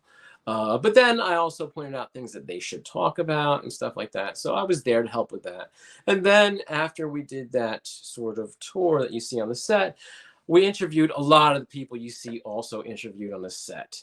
And some of the interviews happened at Nick Tallo's house. He was affectionately known as Bomba by all the crew members and a lot of friends and all that stuff. And he worked on Mr. Rogers' Neighborhood. While we were at his house, he was showing me around some of his stuff. And I knew that he had this wheelchair right here, okay, because he had been trying to sell it for about 10 years. And I think there was this guy who created a page on Facebook called he created the Creep Show Museum. He had sort of made a deal to buy it from Nick, but he passed away in 2019, or maybe it was 18 now. And so the things that he wanted to buy were up in the air. And I said to Nick, well, I want to buy the wheelchair. I won't have money until Living Dead weekend, but how much you want for it? And he's like, make me an offer. And I made him an offer, and he took it. He accepted it. So then I got the wheelchair here in 2019. I came back for Living Dead weekend. A few months later, after all those interviews and the tour of the mall happened for Second Sight's 4K set. Mm-hmm. And I made the money doing tours, and I bought the wheelchair. So I also got to borrow some photo albums of Nick's, photos from the set of Night Riders. I own those now. And I got to spend time with him and, hang out with him. And it was a really cool trip. There's all kinds of stories that go along with that trip and filming that stuff for Second Sight. It was a great time. But so, of course, I got closer and closer with Nick over the years. And then he passed away about a year and a half ago. And I came up for his wake and his services, to say goodbye. And it was really, really nice and somber and all these things that you would expect. And I started talking to his niece, and she ended up being the executor for his estate. And I didn't even mention anything. She sort of mentioned at one point, was there anything that you wanted of his? And I said, well, you know what? I would really like to buy that Buddha that he has. And she's like, okay, well, we'll think about it, we'll talk, And time went on, in the next 6 months before the next Living Dead weekend, I talked to her and I ended up, making a deal. She didn't want to say a price. Sometimes these people who have collectibles and things, they don't want to necessarily say a price, and they say, hey, make me an offer. And I finally made an offer for the Buddha and a couple other things, including Nick's Night of Living Dead 1990 crew jacket. And nice. Another thing, he had a sort of crew poster from Monkey Shines mounted on foam board. I bought those things last year. So I made that deal. I bought them. And then when I was going to pay for the Buddha, there was one other thing that his niece had found at the house. And I haven't told anybody this yet. So you're getting an exclusive. All right. I told her to look for, his outfit from Dawn of the Dead, because I knew he had his shades and his jacket and his bandana. Mm-hmm. Actually found them at the house. And this was another situation where she said, well, you're paying for all the Buddha and these other things that I made the deal for. Make me an offer on the outfit. And the jacket's really not in good shape. He had torn off the arms, and it's missing a bunch of the patches and things. But it's still awesome. And Dana and the shades. And I made an offer, and she accepted. So I ended up leaving Pittsburgh last June with the Buddha, with a shield from Night Riders, that the grips were using on a little bicycle, a Monkey Shines, crew poster, and Nick's outfit from Dawn of the Dead. How do you do this? Like, I don't understand. Like, I guess the big question is, where the hell do you store all this stuff? Well, That's my issue. I'm running out of fucking room here. I got no I, place. we need to move, and the plan is hopefully to move to Pittsburgh. And the next house is going to have a whole, big man cave, the whole basement or, ground floor is going to be the man cave. And then my wife gets all the rest of the floor. She can do whatever she wants. And I get the one floor for the movie theater, movie room. And then all of my things could be on display. And, but right now I don't have space to really display everything like I want to. So it's all in my, home office, in crates and boxes and things. So I don't have anything, well displayed right now, but eventually our next house is going to have, all that stuff. Yeah, that was kind of the idea when we bought our house. My only thing I wanted was I needed a room, a space for my stuff, whether it's a basement or whatever. Luckily, I got this little upstairs area here, and I was able to. I told my fiance, I was like, "Look, I'll do what I want up here, and you can have the rest of the house." Like, but now I'm gonna run out of room, so I'm like starting to be like, "Hey, can I hang this up in the guest room?" She's like, "No," but okay. But hey, that's cool. I didn't know moving to Pittsburgh. That's kind of a me and Well, it would be a dream, of course, and yeah. I am for years, and my wife has been thinking of it too, and on and off. Sometimes she's like really hot on it, like, oh, we're gonna do it now. And we almost moved right before COVID. COVID threw us for a loop. We were going to move already, and then even after COVID started, we went and we found an ideal house. It was great, but our credit wasn't good enough at the time, and we didn't qualify for it. Otherwise, we would have had the perfect house. So now every house has to match this house that we looked at in 2000. But then she sort of got cold on the idea of moving, and then right now, currently, she's really hot on the idea. So you never know. Strike while the iron's hot, Larry. Get there as soon as you can. I'm probably going to go look at some houses when we're up in Pittsburgh in a week, so we have plans. It's kind of one of those things that I was kind of surprised that you hadn't already done that, because it seems like it would just be as much as you're there. It seems like you'll just shoot me a message or something on Facebook and be like, "Hey, look where I'm at," and you're just like in Pittsburgh. I'm like, Jesus Christ, for what? Yeah, that's kind of the dream. I'd like to, some people, like I put it to Will. I was texting Will the other day. I was like, some people, their dream is to retire to a beach in Florida or retire to a cabin in the mountains. I want to retire to a little house in Evans City. That's my dream. Our house was almost in Evans City, the one we were going to buy, and we didn't qualify for it. It was right on the edge of Evans City and Connequenessing. Yeah, I love Evans City. I love that whole area there. I love like that little outside of Pittsburgh area there. It's one of my favorite spots. It's a good question. Do you know where the name Bomba came from? Where did that come from? What's the origin of that? Yeah. So I think it was on Knight Riders. One day, a lot of the crew members eventually get nicknames, because of something they've done or, whatever the case may be. They were looking for him. They couldn't find him. And they found him somewhere, in a corner or somewhere, reading a comic book called, I think it was Bomba the Jungle Boy. And then thereafter, he was named Bomba. Yeah. From then on out, like that's what we all knew him by. Who has the ashtray? A gentleman named Kurt Root. Kurt Root. Okay. He's actually coming to Living Dead weekend for his first time, and he's going to be there in the area Thursday and Friday, and leaving on Saturday. Oh, awesome. Very, very cool. So, speaking of collecting, what would you say is your prized possession? Like the one, like if house is on fire, you can grab one thing. What is it?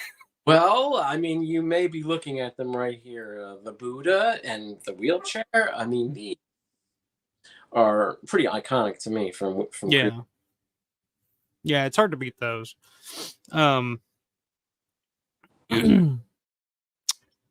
seeing them. I've had a question about collecting. Do you have a white whale type of collectible? Something that you've been looking for forever and can't find, or just missed out on, or a Well, dream item that you're not sure maybe if it exists or not? there is a dream, Uh, and I'll yeah, probably never get it, but I'll tell house you what. type thing. Well, here it is. Back when I started doing conventions in Pittsburgh, in 2012 and 13, I already knew who a lot of people were, and I was set up, and I'm sitting at my booth, and then all of a sudden, this guy comes up, and he's looking at DVDs and stuff at my table, and I said, "Hey, is your name Dave?" He said, "Yes." And I said to him, "My dream is to one day own your crate." So I was talking to Dave Burian, and he owns the crate, the Hero Crate from Creepshow, that was owned by George Romero. He had got it from George's old assistant, JB Destiny. And Dave has owned the crate for something like 25 years or more. And that is my grail prop. I would love to own the real crate from Creepshow. I just so much.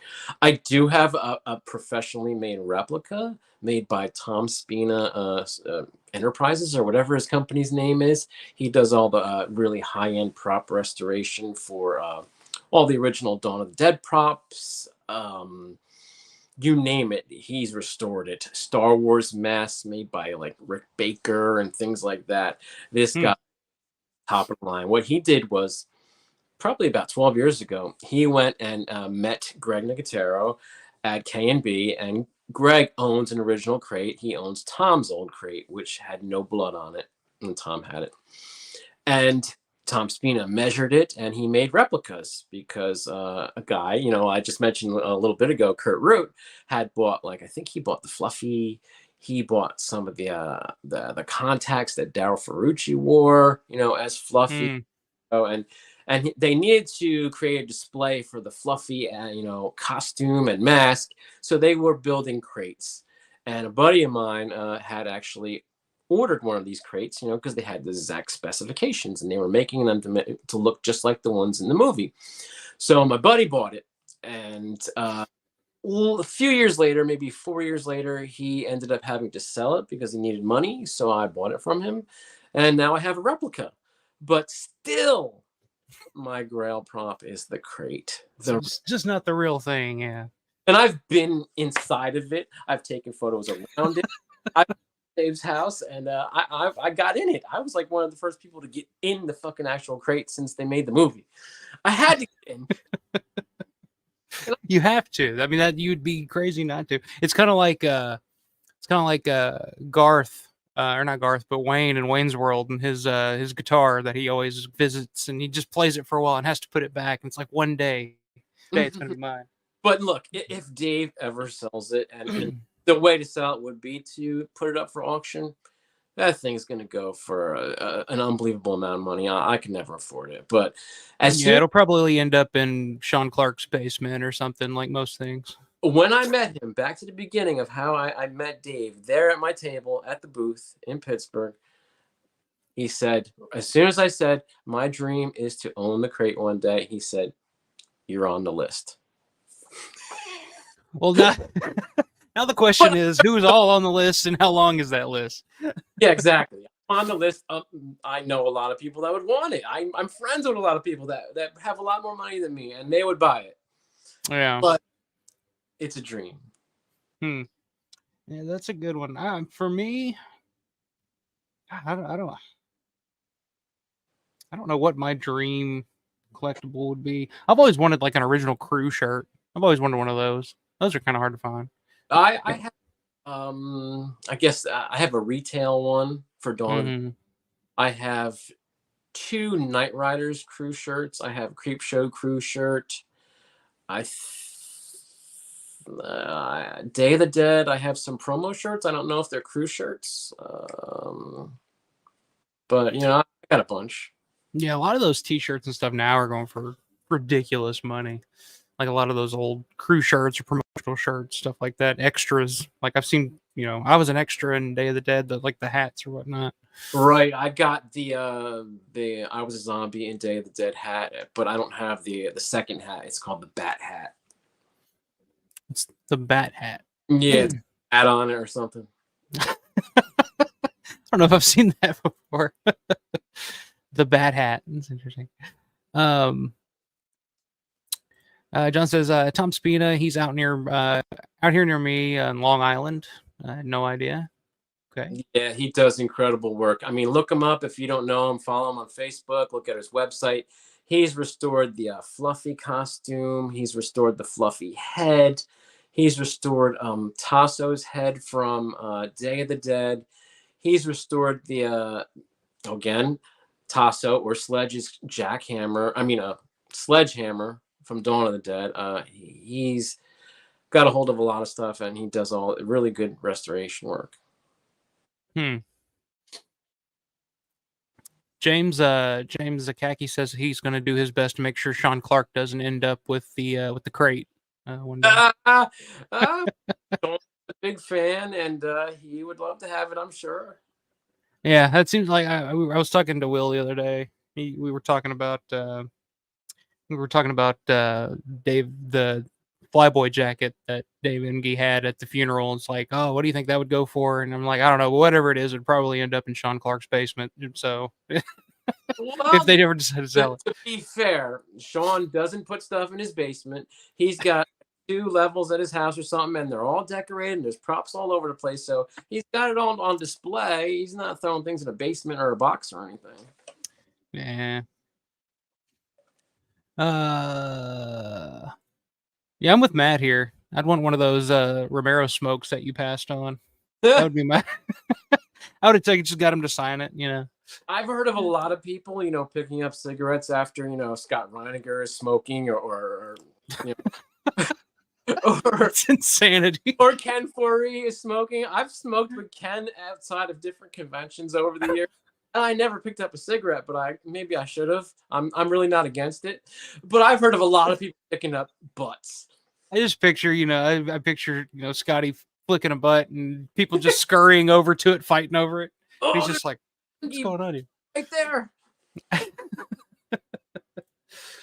Oh, that's hilarious. Martha saying, get that DNA. Here you go. All right. So, okay, I guess we can move on to Living Dead Weekend. We can start talking about Living Dead Weekend. We're about an hour and a half in with the Living Dead Weekend preview show, and we haven't really gotten into it yet. But how did your involvement with Living Dead Weekend start? Where did it all begin? Because I know it's been going on for quite some time, all the way back. That's the origin story, of course. You asked for some of that earlier. Well, here's more of it. So my first trip to Pittsburgh, I was a vendor, like I said, and that was 2008. And it was the greatest trip of all time, being at the mall for the first time and seeing the cemetery from Night of the Living Dead and seeing the airport from Dawn of the Dead. Greatest trip of all time. But, I got a flat tire, the tread, spun around, ripped off part of my bumper on the highway. I made no money as a vendor that trip, so it was good and bad. It took like 12 hours to get home because it was pouring rain. And you usually would only take like 7 or 8 hours. Took 12 hours. So good and bad. I didn't come back for 4 years. So 2012 comes along. I had joined Facebook, and this is the origin story of me, Kevin, Daz, Mandy, all of us who put together the Living Dead Weekend. So I made a post on Facebook, and I said, hey, I'm coming for, I guess it was probably Horror Realm, August or September 2012. I made a post and said, hey, I'm coming to Pittsburgh, and I'm going to put together a tour of filming locations from George Romero's films. And, anybody that wants to come along can come on the trip. I'm doing all this research. I researched locations for about 4 months and figured out everything I could possibly find out. The first time I went, I didn't know anything about the mall and, where anything was basically. But this time I decided I'm going to be prepared. So Kevin Christ, who runs Living Dead Weekend, he owns the Living Dead Museum. He contacted me. He saw my post and he said, hey, do you mind if I come along on this tour and film it? And I said, sure, why not? I'll see you soon. And I got a message from Daz. He's our webmaster for the Living Dead Weekend, does all our graphic work. And he creates the covers to my tour programs. he messaged me and said, "Hey, do you have one of the Night of the Living Dead 1990 British quads?" And I said, "No, I don't have one." He's like, "I got an extra couple of them. I'll send you one." And we Extra couple of them. he did actually. He got them real cheap. So he sent me one, and we became friendly. And then maybe a month or so before the convention and my little tour that I put together, he said, "Hey, do you mind if I ride with you when I come? I'm going to come there for the convention, and I want to go on your tour." And I said, well, normally I wouldn't want a stranger with me, in my car, or I don't know him at all, just from Facebook at that time. And I would have said no, but since he was so nice to me and he had given me that quad poster a few months earlier, I said, "Yeah, sure, okay." So Took a chance. yeah, it became really great friends because of that, and I became great friends with Kevin and Andy, and that's the four of us who really put together these events. And Kip was around too, but he was just sort of working for Kevin, working his booths at different shows and stuff, and working for Living Dead Weekend too. So I don't want to exclude him. He's a big part now because he helps build everything and he does a lot more. But back then, it was when me, Mandy, Kevin, and Daz got together and became friendly, doing a tour that I created. And then, we came to meet each other at several different events, and became more and more friendly. So we came to Pittsburgh for the Living Dead Festival run by Gary Striner. And that was based on, all the Night of Living Dead people and the whole Save the Chapel movement. And Gary put that on in 2013 and 2014. And then he had George come out for 2014 to cut the ribbon on the unveiling of the chapel after it was all restored. That was awesome. But then after that, Gary didn't want to do conventions anymore. He didn't want to host a convention. It was too much work for him. And, it's a good thing that he stepped back from that, because that allowed Kevin to do his own convention. And at first he was going to continue the Living Dead Festival, but then it may have caused problems, as a copyrighted name and stuff. So he decided, and everybody decided it was better to have his own name. So he created the Living Dead Weekend. And the first thing he had asked when that was decided was, "Well, Larry, you're going to do tours, right?" And I said, "Oh, okay." I had never done a tour professionally. I had never planned on doing tours. I'm not even an extremely outgoing person. Sometimes I am, sometimes I'm not. But I said, "Okay." And then we started doing the Living Dead Weekend in Evans City in 2015 and 2016. And I did tours of Night of the Living Dead and the Crazies locations in a big giant tour. Sometimes it would last like 4.5 hours. It was massive because, I got a lot to say. And then there's all these locations up there. And then we finally, after much begging and pleading, Kevin had asked the mall for so many years, "Can we do a convention at the mall? It's the Monroeville Mall. Can we do a Dawn of the Dead convention there? That would be awesome. It'd be a dream. People would come to that." And they had just gotten a new assistant manager, a woman named Kelly Rodakay. And she was a big horror fan, and she loved Dawn of the Dead. And she's the one that really put it, got it through. The mall's general manager, GM, Tom, he wasn't really into it. He really didn't like zombie walks. It made the mall messy, and he was more businesslike in his, opinion and manners.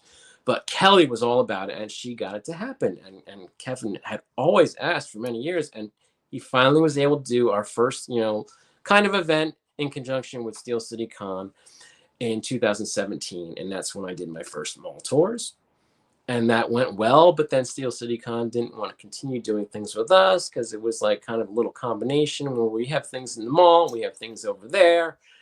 And then 2018 came around, and it was the 40th anniversary of Dawn of the Dead, and we did our biggest reunion ever for Dawn. And I did the most tours I ever did in 1 year that year. Almost 400 people on tours. And that's pretty much part of it. I mean, we became friends because of a tour that I designed in 2012. And then I eventually, we got together and we do all the work for this event. And I do tours professionally for the event. And it all began there. Awesome. So basically, it all kind of started with you doing a tour. Now, the Living Dead Museum, which is now located in the mall, was actually at a location in Evans City back in the day. What came first, the Living Dead Museum or the festival? I would say the museum actually. There's a little bit more history you're probably not aware of. The museum started in the mall originally. Oh, Uh, really? Kevin used to have a toy store in the mall, and it was, I think, Toy Galaxy, and he maybe had that in 2005, 2006, 2007, and he eventually put in a small museum in the back of the toy store.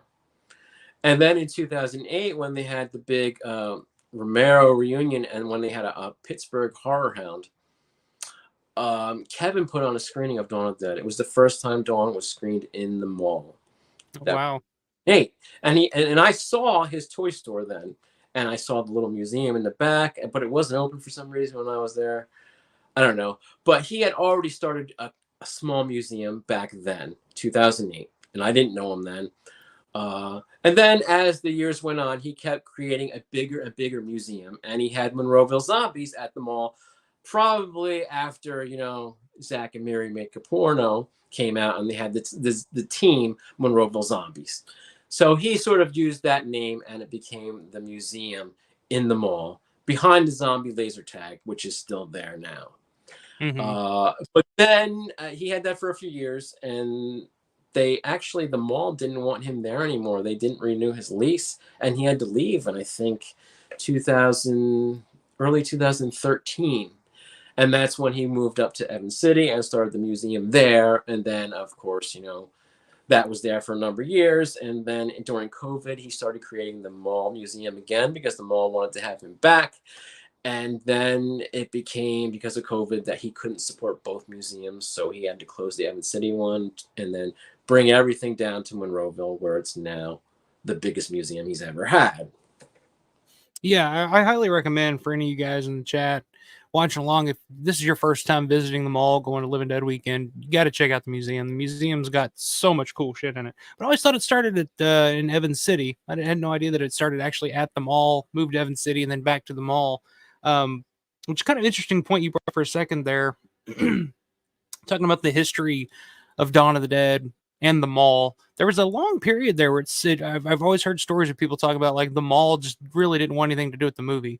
Like there were the owners or whoever was in charge was just kind of like they were not too keen on people coming to see the mall because of Dawn of the Dead. So that's really interesting how that relationship had kind of changed. I had no idea. What was the lady's name that you mentioned that kind of Kelly Rodakay, although she killed her? Okay. left the mall this past January, so she's not there anymore. Our Oh, biggest really? gone, so whew, who knows Yeah. what holds. Hmm. I don't like the sound of that, Larry. Stop doing that. So far, so well, everything's good. Everything's fine. That is meaning anything. That's so so you pretty much so I know you've vended in the past for multiple different conventions. So you've done tours for Living Dead Weekend. I know there's been the October show. There's been traditionally the June show. You've done tours for the Crazies locations in Evans City. You've done tours for Night of Living Dead locations. You've done all that. What else do you do behind the scenes outside of the tours? Do you, for That's those a of you who don't know? question because I do a mix of a lot of things, everything really, a little bit of this, a little bit of that. So I guess you would call me maybe a producer because I produce things for the event.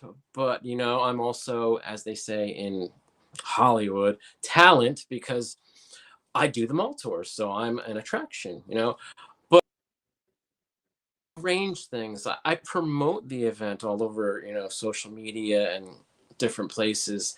I do interviews like this where, Kevin doesn't necessarily have time. So Hmm. I fill in the gaps. He's at the mall probably tonight, right now, for the past few weeks or months, even, building things. He's making, sets for photo ops and putting up tables in all the different halls that we use. And then I'm over on Facebook doing all this promotion. Um, I help in every way I can. I pick up some of the celebrities from the airport when they come in, and I drive them back to the airport after the event's over. Um, I vend when I'm at the show, so I'm still vending at the show while I do tours. I have my wife with me so she can watch my table when I'm doing a tour. But I also find the celebrities. I do things that the agents do. A lot of agents go and find celebrities for movies, and then they offer them to a convention and say, "Hey, do you want to have Tom Hanks? He's a big deal. He was in a couple movies." Uh, they I think I've offer seen him in some stuff before. they somehow have connections, and they've found people or found ways to talk to them or find them, and they have a way to get them involved with conventions. This happens all the time. Well, I do it on a smaller scale, and I don't call myself an agent, but I'm always looking for people from Dawn of the Dead. There are some people who have slipped through my fingers this past year and other years too. And we can get into that in a second. But I've found a lot of zombies over the year and arranged things with them. I make their photos. A lot of our smaller zombies, who don't have agents and such, I create their photos and I get them printed and I take care of them. I tell them, what time the show is. And some of these people aren't even on social media, and they're found through, phone numbers or friends of people, all different ways. But I do all these different things for the show. So you can call me whatever you want. I'm a George Romero historian, expert. I am a producer for the Living Dead Weekend. I am the tour guide. I help with the celebrity guests. I do a little of everything. And honestly, sometimes it's a lot of work, and I can't wait for the show to be over. But it's fun, of course. Yeah. I mean, I would not trade what I do for anything else in the world. This is fun. This is a great thing to do, and I really enjoy doing all of it. Yeah, I think that's important because I mean, that's one reason like I do this channel. To me like it's fun. I like talking about this stuff. I mean, when I first started, I was talking to nobody. Like it was just like me on here just talking and throwing it out into the world. I think as long as you're enjoying what you do, and I mean, it's something that that's easy to enjoy for somebody like us. It's work, but it doesn't feel like work. It's rewarding in a way. It's definitely I can definitely see how it would be rewarding. You mentioned kind of tracking down different guests and how you find some of these people. I've always been curious. How do you come across, like, how do you make that first phone call to somebody who's not aware? Sure. I don't know how aware some of these people, because in my mind, I always picture like you give a call to like a lady who is a ghoul in Night of the Living Dead or something like that, which we'll talk about one here in a little bit. That was just kind of not been discovered for many years, and really nobody knew who she was. And then she gets found, and you're like, hey, do you want to come to this convention, sign autographs? And I just picture them being like, oh, I'm. It just perks them up, and they're like, oh, I get to go meet my fans, type of thing. How do you go about that? Like, what is I don't know, the process, or how to track them down? How do you make that call? Well, Has there been, have you ever, here's a good one. Have you ever talked to anybody that was just like, why are you calling me? Leave me alone. well, here's the story. How I don't really make calls. I don't like calling for some reason. Okay, it's one of my little things. I agree. I'm with you. I don't Well, like talking on the phone. I hate calls to anybody anytime. So I don't usually do any kind of call. Okay, but having said that, I do get involved with people in calls eventually. So here's what I do most of the time. I'll find them through social media. Because these days everybody can be found through social media.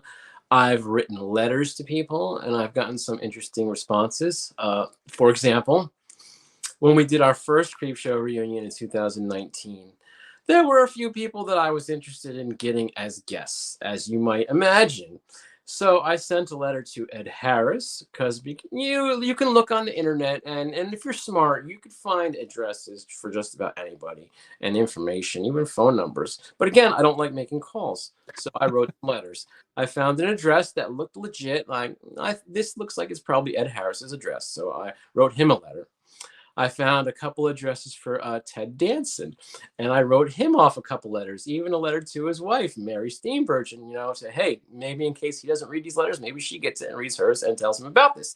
And I also sent off a letter to an address I found for Hal Holbrook, and I think that's it. I've sent letters over the years to various people, trying to get a hold of them because you could find these addresses. Mm-hmm. And the most interesting response out of those was from Ed Harris. So I give out, on these letters that I send, I make it official. It's got a logo from the Living Dead Weekend, and I give them information about it, blah, blah, blah, who to contact me if you want to get involved or this sounds interesting. And I give my phone number and my email. And out of the blue one day, I got an email from Ed Harris. And he said, thank you so much for the invitation, but I really don't have time to do it, but I appreciate what you're doing, yada, yada, yada. But that was amazing to get a response from Ed. Yeah. Unbelievable. Okay, and then... Well, Ed Harris was like, he kind of respects... I think so. I think he does respect George, and that's probably why he responded. He's like, I wish you luck and all that. Okay, but then right before that show, maybe 2 months before it, I had already sent my letters like a month or two beforehand. Before that, Ted Danson was announced as a guest, his first time in a convention ever. He was announced for, I think, this Wizard World Philly convention, the same weekend as our convention. So I'm thinking, that's interesting. I send letters to him and his wife saying, hey, you should come out to a convention. We'll pay you this, that. You can make money, all that kind of stuff. And it's going to be, June, 10th to 13th, whatever it might have been in 2019. And maybe he gave that letter, or his wife gave that letter to his agent and said, hey, get me to the show. And they booked him into Wizard World instead of our show. That's all I can... It can't be. It's too much of a coincidence that he got booked into a show after I had sent him letters for the same weekend as our show. It felt a little weird to me, like, or maybe he got the idea to do a convention from my letter, and then a bigger show. I don't know, but it seemed fishy to me. Well, has he done a whole lot of shows outside of that? Done that show. As far as I know, he's only done that one convention, 2019, the same weekend as our, Creep Show reunion in Monroeville Mall. Have you ever tried reaching out to him again? I have not. We haven't done anything that would warrant having him until this year, and this year was just a little bit messed up with the hotel situation and costing a lot more money for Kevin, and it kind of screwed up some plans, so we couldn't bring in as many people as we wanted to. So the hotel situation really screwed things up, to be quite honest. Yeah, what do you make of that at this point? Are they gonna?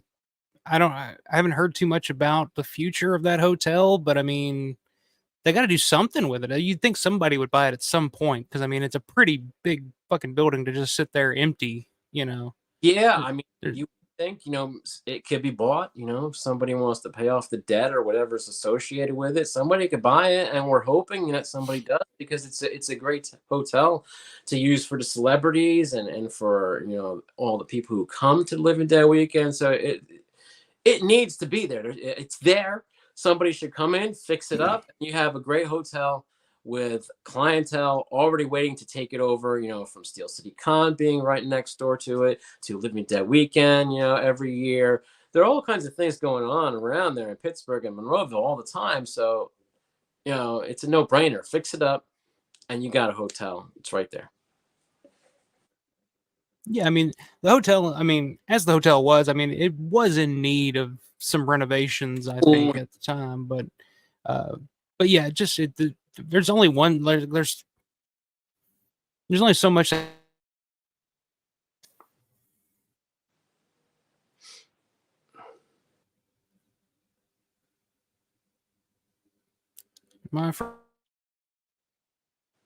I'm not hearing you for the past 20 seconds. But I'm smiling like, yes, I hear you. I agree. I can't hear you. Am I back? Okay, you're back. You're back. Okay. Yeah, this has been the worst. Technically the worst And episode I've ever done. I was worried it was going to be me. Yeah, you're cutting out. I'm not hearing you. But I'm going to ask you a question if you can hear me. Are you excited to see that footage that I'm going to show you? I'm not hearing anything. Oh.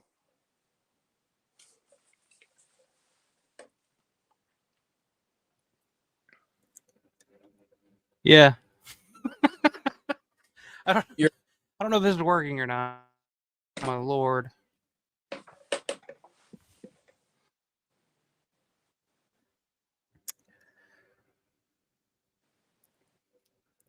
Okay. Am I here? I hear you. And I see a picture. Okay. Now Did you're you hear? kind of frozen on mine. This I didn't You know, hear. I didn't hear anything. I've watched a bunch of your shows in the past month or so, and I never saw any technical difficulties. Now, this is upsetting. This is I blame it on you. It's got to be you, Larry. Oh, I don't know what the hell's going on here. No, I don't know. Like, yeah. Am I cutting out? Am I freezing up? I don't know. On my end, you're like, you freeze, and then like I look at the playback, and I'm like, I'm freezing, so I don't know what the hell's going on here. Wow. Well, who knows? So, but did you hear my question that I posed about a minute ago? No, I haven't heard shit in the past couple minutes. So, Okay. Well, I have a question for you. You've asked me so many questions. Are you excited to see that footage that I'm going to show you? yeah, I am, Larry. So for people who may not know what we are talking about right now, I have in my possession some footage. They call it the rushes of the first day of filming on Dawn of the Dead. Okay. It's not mine. I don't own this. And it was shared with me with the condition that I am not allowed to share it over the internet. I'm not allowed to share images from it. But that has not stopped me from showing it to friends. So, I mean, I can't, give anybody a link to watch it. I can't show images from it because I promised I would not. That was the condition for me to see it for myself. And I, of course, agreed. And I have to respect that. But I have shown it to a bunch of people, friends. Last Living Dead weekend, Monroeville, I had a group of like 10 people outside the DoubleTree watching it. That was on Thursday night before the show. And then Sunday night after the show, I had a group of like 15 people in the lobby of the DoubleTree. We were watching it. And what this footage is, like I was just saying, is the rushes from the filming of the first day of Dawn of the Dead, which is all without sound. It's on the roof of the mall and involves the helicopter and a lot of scenes. It involves all zombies outside the biker, loading dock entrance there. All those scenes from the movie, they all take place on the first day of filming, I believe. But don't quote me on the numbers. I think it was November 16th, 1977. But I'm terrible with dates. I'm I'm all right. not sure. But this is the footage from the first day of filming. And I could show it to people, but just not on the internet. Now, where did you come across this? I gotta ask. A friend was telling me some private stuff, about zombies that this friend had tracked down or talked to. And then at one point he said, I want to show you something, but you have to promise to me, that you're not going to share it. You're not going to post images from it. You're not going to post this on the internet. And I said, okay, sure. What is it? And he gave me a link, and it was to this footage. And I saved it, of course, because I'm a collector and I love this. And this is freaking amazing what I've seen here. So I saved it, of course, to my computer. And now, I mean, I show it to people, in person, but I can't share it over the internet. I just can't. So, but it wasn't even his, okay, to go further down that rabbit hole. He sort of came across it and he was trying to get it included on the second site release for Dawn of the Dead that happened a couple years back with the 4K and all that stuff. He was trying to get a hold of them, and who knows if he even knew the right people to contact, but he was trying to get it on that set, and he was representing another party who owns this footage. And for some reason, he couldn't get a hold of them or didn't know who to contact. He should have told me sooner, because I know exactly who to contact over at Second Sight, because I've worked with them on different releases and things. And maybe it would have gotten on there, this footage, but as it is, it's still out there. It's in the wild, and I have a copy, and I can show it to you, and I will show it to you when we meet in less than a week. I'm sure you'll be seeing it. I'm definitely looking forward to that. I don't know if I'm coming through here or not. I might have to switch computers or something. I don't know what's going on here. I do hear you. Okay. Am I frozen here? Oh, what's going on here? So much that you could ask me about. Pick my brain. There are things that you probably don't even know that I know, but I know them. I'm just trying to get this fucking internet to work. Okay, well, how about this? Talk about some of the zombies that I wasn't able to get for this show or previous shows.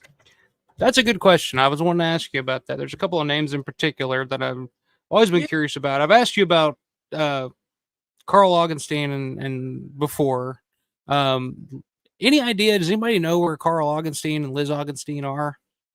No, I think I heard, maybe the Garf guys had talked about they've talked to him or heard about his whereabouts or something, but I've never been able to track him down or find him or anything. He's not been in contact with ever. But there are some very interesting zombies that I would like to have at our shows, and they just have not been able to do a show for one reason or another. Do you want to hear about them? Yes, please. Number one. Trying to get this working. But you can hear me? I can hear you fine. Yeah, I'm just... Well, the number one, person or zombie that I've been trying to get a hold of, from Dawn of the Dead for years is the Box Arco Pitcairn zombie, the baseball player zombie. Yes. That's interesting story. I almost had him for this show, but it didn't work out. Well, I first got in contact with his family a number of years ago, probably around 2018. I think that's when I tried to get him for our show for the big 40th anniversary of Dawn of the Dead. So I was able to get in contact with his family because his family's on Facebook and such. And they're super nice. His sister and his niece are out there, and they are always on Facebook talking to people. And I was able to get a hold of him. I got his phone number, and I talked to him. But here's the story where it gets interesting. This gentleman's name is Jack Papalardo, and he actually still lives in Pitcairn, just like, it says it on the back of his jersey or whatnot. And wow, okay. A number of years ago, he had a stroke, so he is sort of handicapped. I only recently learned about how he even writes, or if he can write at all. But starting in 2018, when I first got in contact with him, I didn't know any of this. I wanted to find him and see if he could appear at our show. So I talked to him on the phone, and he was nice and all that. And he turned me down. And then we are going. So I'm in Monroeville. We're getting ready. And I think it was the day before, he gives me a call that he wants to be a part of it. And at that point, like, the train is rolling. There's a million things going on. We can't announce him. I'm like, I didn't even call him back because honestly, there was too much going on. It's too busy, and I can't fit him in at that point any longer. So he fell through the cracks on that one because he wanted to maybe get in at the last minute, and it wasn't going to happen. So then a couple years go by. That was 2018. And then I had a job in Pittsburgh where I lived in Pittsburgh for about 4 months working on the TV series for Amazon, A League of Their Own. And this was in 2021. And since I was in Pittsburgh, I got to hang out with a lot of different people that I necessarily wouldn't see all that often. And I ended up hanging out with his niece and her husband and her family. And we got on the subject of trying to get her Uncle Jack to come out again for a show. But at that point in 2021, fears over COVID were still going on, and he was sort of fearful about COVID, and big, large crowds of people. So he wasn't into it at that point. So now we come around to 2024, and Kevin asked me to find a bunch of people for this show, and I do every show because I want to add new people to my collectibles, my posters, new signatures. Right. Yeah. Uh, and I'll never give up. I'll always add new people wherever I can from Dawn of the Dead. So I went and contacted the family again. And I said, this time, I'm curious, will Jack come out this year? And what is his writing like? Can he sign, a signature? Because a lot of people with strokes, it changes their writing. George himself had a stroke at one point and it changed his signature. So I was Hmm. he could even write, his name and signature, not being rude or anything, just curious, because people will want autographs if he comes out. So I wrote a message to his niece, and she got back a week later, and she said, "Well, here's an example of his writing," and she showed me a note he had written to her, and it wasn't very good, kind of poor, and that's fine, and no offense to him, understandable, he had a stroke. And Right. told Kevin about this, and he said, "You know what? Maybe we can work with that if he's willing to come out." And we devised a plan to not allow him to sign posters. Okay, this is what we were going to do. Don't sign posters in case people get mad and say, "Oh, that signature's crappy," or, "Oh, I don't like that how that looks." We don't want to make anybody mad and ruin like an expensive poster, a one sheet from Dawn of the Dead filled with like 55 autographs. We don't want to have anybody pissed off. So we made an offer to him and said, "Hey, maybe he could only sign 8x10s, and we can pre-sign a bunch of them so he doesn't have like a full amount of pressure at the table if he comes out. We could do that before the show, and we could try to make it as easy as possible. All the family can come out, the niece, her husband, kids, and his sister. Everybody can come, for free, and everybody needs to be there with him and take care of him. All this stuff. We're trying to make it work." And his niece went and talked to him, and he wasn't up for it. Maybe it was a little bit too overwhelming, you know. But I tried. I Hey, it's close. That's always one that I've always been curious about because I do remember. I guess it's been 2, 3, maybe 4 years now. I do remember. I think it was sister or it was a family member that had posted like some behind the scenes Polaroid photos on one of the Facebook groups, yeah, and I remember seeing that, and I was like, "Wow, it would be great to get him there." Because I've always been a huge fan of that scene. I've always been a huge fan of that moment that he has with Galen there. I mean, that's one of my favorite images from the film. Daniel Lowry, of course, Doodles of the Dead. I tried to get him to sell me that sketch that he did of that, and he wouldn't do it. But I ended up getting a print. right. So I was really excited. Hopefully he decides to do it at some point. I had no idea he actually has had a stroke and he's actually got issues, you know, signing and stuff like that. But it would just be great for him to show up and kind of experience it all because that's one of my favorite aspects of these is seeing these people that are experiencing it for the first time and kind of seeing like, oh, there's people here that that are happy to see me. Like I had no idea that this whole thing was going on. Um, but yeah, that's pretty incredible. Hopefully, like Yeah, I said, hopefully at some point he'll agree to do it. right. So like I said on that story, I found him through his niece and through social media, and then there are other ways that I found people, and this is a great one because it's a notable person. That's back to what we were talking about, the ways that I find people earlier. Yeah. So back in 2012, this is a good one, real good one. I was on a message board. It was probably Homepage of the Dead, and somebody had mentioned Jeannie Jeffries. and somebody started an account under Jeannie Jeffries' name, and it was her son. And I said, hey, Hmm. if anybody knows Jeannie Jeffries, she would really do well at a convention. People are looking for her. They would want her to sign autographs and stuff. And her son started an account called Jeannie Jeffries that said, hey, I'm Jeannie's son. Could you tell me more about this? So I talked to him privately, and then we became friends on Facebook, and I became friends, and I found out Jeannie was on Facebook, became friends with her.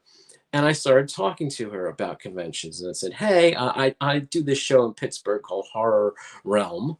You'd be great for it. They have a lot of different Romero people and stuff. This is before the Living Dead weekend was created. And I told her about it, and she got in contact with the people who run it, and they wanted to have her as a guest. But she's a person that if she didn't know what it would be like, and I had to talk to her a lot and try to explain how everything works. It's going to be cash. You're going to have photos printed up, and you sign them, and you sign, you know, posters and photos and books and all kinds of things, and you charge for each autograph. I had to explain every little detail because she had no idea about it. And generally, when I find somebody new, I have to do the same thing. I have to explain to them all the details, every little detail. I've done it so many times. But going back to Jeannie, she then started getting nervous about 2 months before the show. And she said, Larry, could you call me, please? And I really want to ask you some questions and really find out about what it's all about. And like I told you earlier, I hate You hate calling people, yeah. So I'm like, God, I gotta call Jeannie. But of course, it's Jeannie. So okay, I'll call her, but I really don't want to. Yeah. Well, I get on the phone with her and we talk for about an hour, and I explain the ins and outs of conventions and doing appearances. And then she finally came out, and I met her in person at that show, and she's nice as can be, and she really enjoyed it. And then she was looking at various people to be her agent, and I said, you know what, you should really use this guy Jim Serenella. He's got a lot of George Romero related clients and stuff. I think he'd be good for you because when you're an agent, you usually do kind of like package deals. So you'll talk to a convention like Monster Mania or Horror Hound. You'll say, hey, I have these 5 people from Dawn of the Dead. Do you want to have them? And it's a nice group of people. We'll do a deal, get them all at once. And it's good for him to have her because he's got already these different Dawn of the Dead people. Another one would be cool. And Jeannie's an awesome guest to have. She's notable as, an attacking zombie in the truck. And she was Tom Savini's girlfriend and assistant during the making of the movie. Yeah. A great guest, and she ended up going with Jim, and he's still her agent to this day because I got her involved with conventions. That's awesome. Yeah, I remember I met Jeannie. I think it was year before, man. No, it may have been last year for the anniversary, and you can ask for a nicer person. I mean, she's what is she? She's really into raccoons, is it? She had a raccoon for a while. It was a rescue. So, her Mm-hmm. was that maybe she lived near a golf course or something, and she saw some people actually beating this baby raccoon with like golf clubs. It's in her book. She has a book all about it, and Mm-hmm. she ran them off or stopped them, and she saved this baby raccoon, and she nursed it to health. Something like that. But she had That's crazy. or maybe 2, but she loved always loved animals, and she really takes care of them. But then I think somebody maybe had found out about her raccoon and reported it, and you're not allowed to own raccoons in Michigan where she lives. Some states have like really severe laws against them where if say animal control finds out, they will come and take the animal and kill it. And they think they're very deadly because they have really really sharp claws and stuff, and maybe Right. they diseases. I don't know, but there's some places that are really against them and against having them, period. Well, somebody found out and reported her, and she had to release her raccoon into the wild, the one that she saved. It's all in her book. That's terrible. Yeah, I've always heard about that book. If you can hear me, am I I hear you. here? I hear you. I might have to switch something up here. Is that easy to do? This is crazy.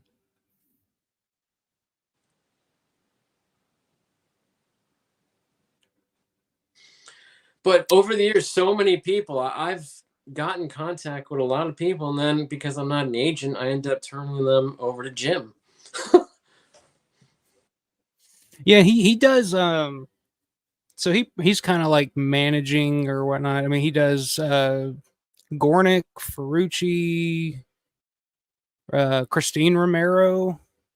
When did she start? Do you know who got her Well, involved yeah, in? I do, because it was me. Okay, there you go. That was always a guess that I've always wanted, and I noticed she started doing it here recently. Well, of course, being involved with conventions, and then doing the Living Dead weekend with Kevin, I had already been friends with her for years on Facebook, and she had always been nice to me and always answered questions for me and given me information and anything. She was always, always nice. And I always mentioned to her that you should really do a convention. Fans really want to meet you. And I don't think she was necessarily into it. And it was also painful to, talk about George, having been with him for so long, and then, not being with him and losing him and being divorced and all that. And I don't think she necessarily wanted to talk about him that much, or it was still very painful for her. And she always, Mm-hmm. and I know Jim and other people had talked to her over the years, always asking her to be a guest because she would do well. She's a large part of all these movies that we love. She worked on them, Absolutely. a bunch of them, so she'd be a great guest. So having said that, she always turned everybody down. Well, I don't know if you know this, but in 2017, when George passed, I traveled to Canada to go see his funeral, and I was there for the public service. A lot of people that we both know and were there. Mike Felcher was there.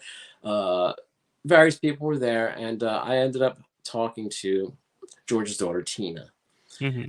and I said to her there at the funeral, you know, you should really get your mom to do conventions. She would do really well. And she said, you know what? My mom needs money. I've been talking to her recently about it. I think she might. She might. But I said, yeah, sure, for sure. Get her to do it. Contact me, and we'll get her, appearing at the Living Dead weekend. It would be the perfect place.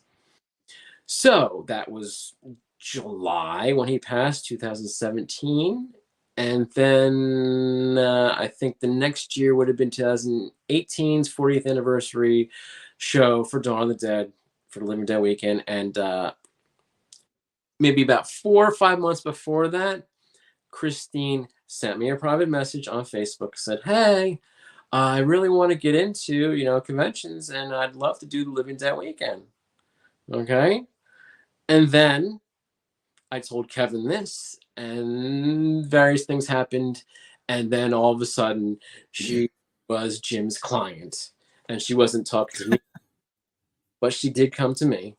And I know other people out there may claim that they got her for the show and maybe gave her to Jim or whatnot, but she did come to me first, and I did facilitate it by talking to Tina at the funeral. And then she became, and now she appears at our various shows. Although she was scheduled in 2018 and she canceled because she got sick. And then she came back in 2019 for her first show for the Creep Show reunion that we did that year. That's right. Yeah, I just met her last year, the first time, and yeah, you can tell she's still affected by Oh the yeah. divorce with George and stuff. And I mean, that affected me. Like when that happened, I've never given a shit about any celebrity breakup or anything in my life. But when George and Christine, when I heard that news, I was like, oh, it was like my own parents were getting divorced. And so I talked to her about that for a little bit there, and you could tell that she was still like affected by it, and Oh, it was. one of her first, I think her first convention after she started talking to me and she was going to do Living Dead weekend and she canceled, was a Days of the Dead Atlanta. And that was probably maybe January or February 2019, before she did our first, Creep Show reunion in 2019. And I talked to her there, and she actually cried in front of me when we started talking about George. I'm like, oh God, my God, this is terrible. I'm so sorry that I brought him up and stuff. But it really affected her, and she really loved him. Mhm. Yeah, it's totally understandable too. I mean, they were together for so long. I mean, they did so much together. And I told her this. I was like, like I don't feel like George would have done a lot of what he did during his, his golden years, I guess is what people think. But the years with Rubenstein, Martin through Day, late 70s through the 80s. I don't think he would have done a lot of that without her, without meeting her. Because she was kind of like right there with him through the whole thing. It was kind of like his muse in a way. And I feel like George started doing his best work when he met Christine, from Martin, Dawn, up to Night Riders, Creep Show. I mean, because he was married before that to Nancy Romero. Yes. I don't know too much about Nancy Romero. I know hardly anything about her. I know she was credited on Season of the Witch as a producer, I think. But outside of that, I know very little about his Right. previous marriage. Yeah, I don't know much either. Really, nothing. Yeah.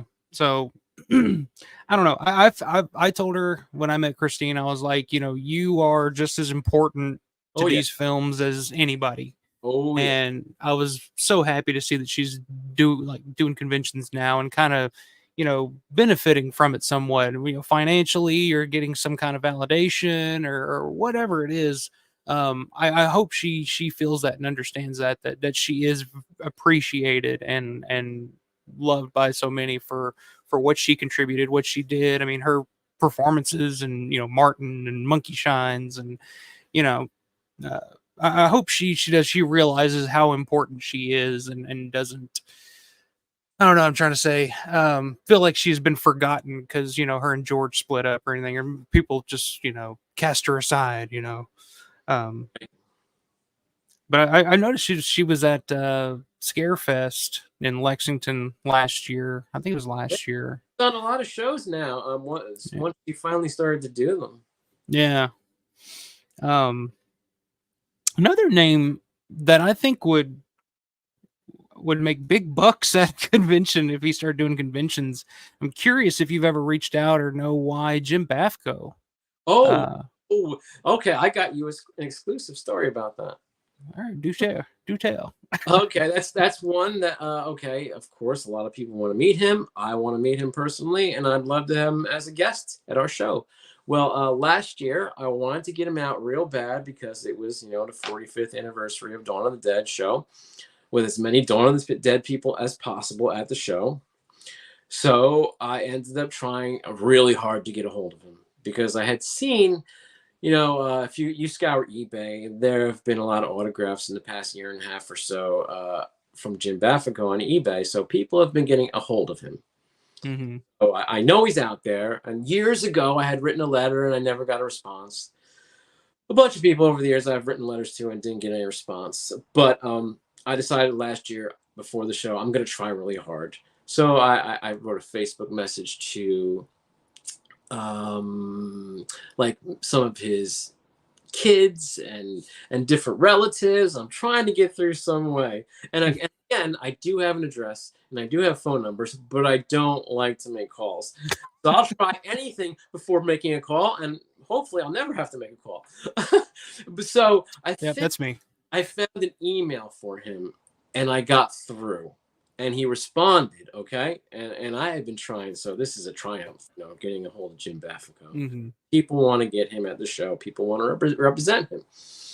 So I got a great letter from him, a response email, and I started talking to him, and he's really down with it. He wants to do a show, and that was last, I guess, May or maybe April last year. And he would have done last year's show, but he had a golf tournament scheduled, and it was like put on by really good friends and stuff like that. So he couldn't come to the show. Oh, So then this year comes around, and of course I thought of him, but again, like I told you earlier, that whole hotel situation really put a kink in things, and became much more expensive to put up guests and stuff for this show. And then plus we're also doing, trying to center it around the Creep Show movies and Night of the Creeps. So there's only so many people, with the budget that we have, that we can bring in Mm-hmm. as far as flights and travel expenses and hotels. There's only so many people we can bring in, and then other ones that are much easier to get, like that are people that are local and stuff like that. So they don't have very many travel expenses. But Jim would have been one that would be coming from New Jersey, where he lives, and he might need maybe a flight, maybe for his wife too, and we would want his wife too, because she was also a zombie in Dawn of the Dead. So Right. package deal, we would do the two of them for sure. If he ever, Mm-hmm. we would have them both, and they would both appear as zombies, or his character and her zombie. But that couldn't happen this year because of all that. So, he's a consideration for the future. I have his full contact information, and I'm in full contact with him personally.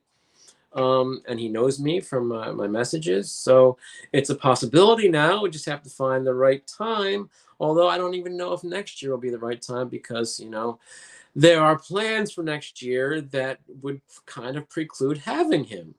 And if you pay attention to the date, you be able to figure out some of the anniversaries, which would lead to reunions for next year's show. Yeah. I was been thinking about that. I mean, 20 years, 20-year anniversary of Land of the Dead. That is a possibility. Although I am not excited about it, because I'm not a fan of the movie, but that's talked about. It's an interesting new group of guest possibilities there, is all I'm saying. I mean, we have a lot of guests over and over, but you got to throw some different people into the mix. But yeah, that's the 20th anniversary of Land, and then it's also the 40th anniversary of Day, of course. So figure it out. Yeah. Yeah, looking for it. But yeah, Jim Bafko, I mean, that would be a big one for me, because I heard that he did conventions back in the day. He did like one that I know of, and that was Cinema Wasteland, the very first Cinema Wasteland, I think 2001. Mm-hmm. Yeah, and he just disappeared. I know he's written like a book on acting or something like that. Like Book.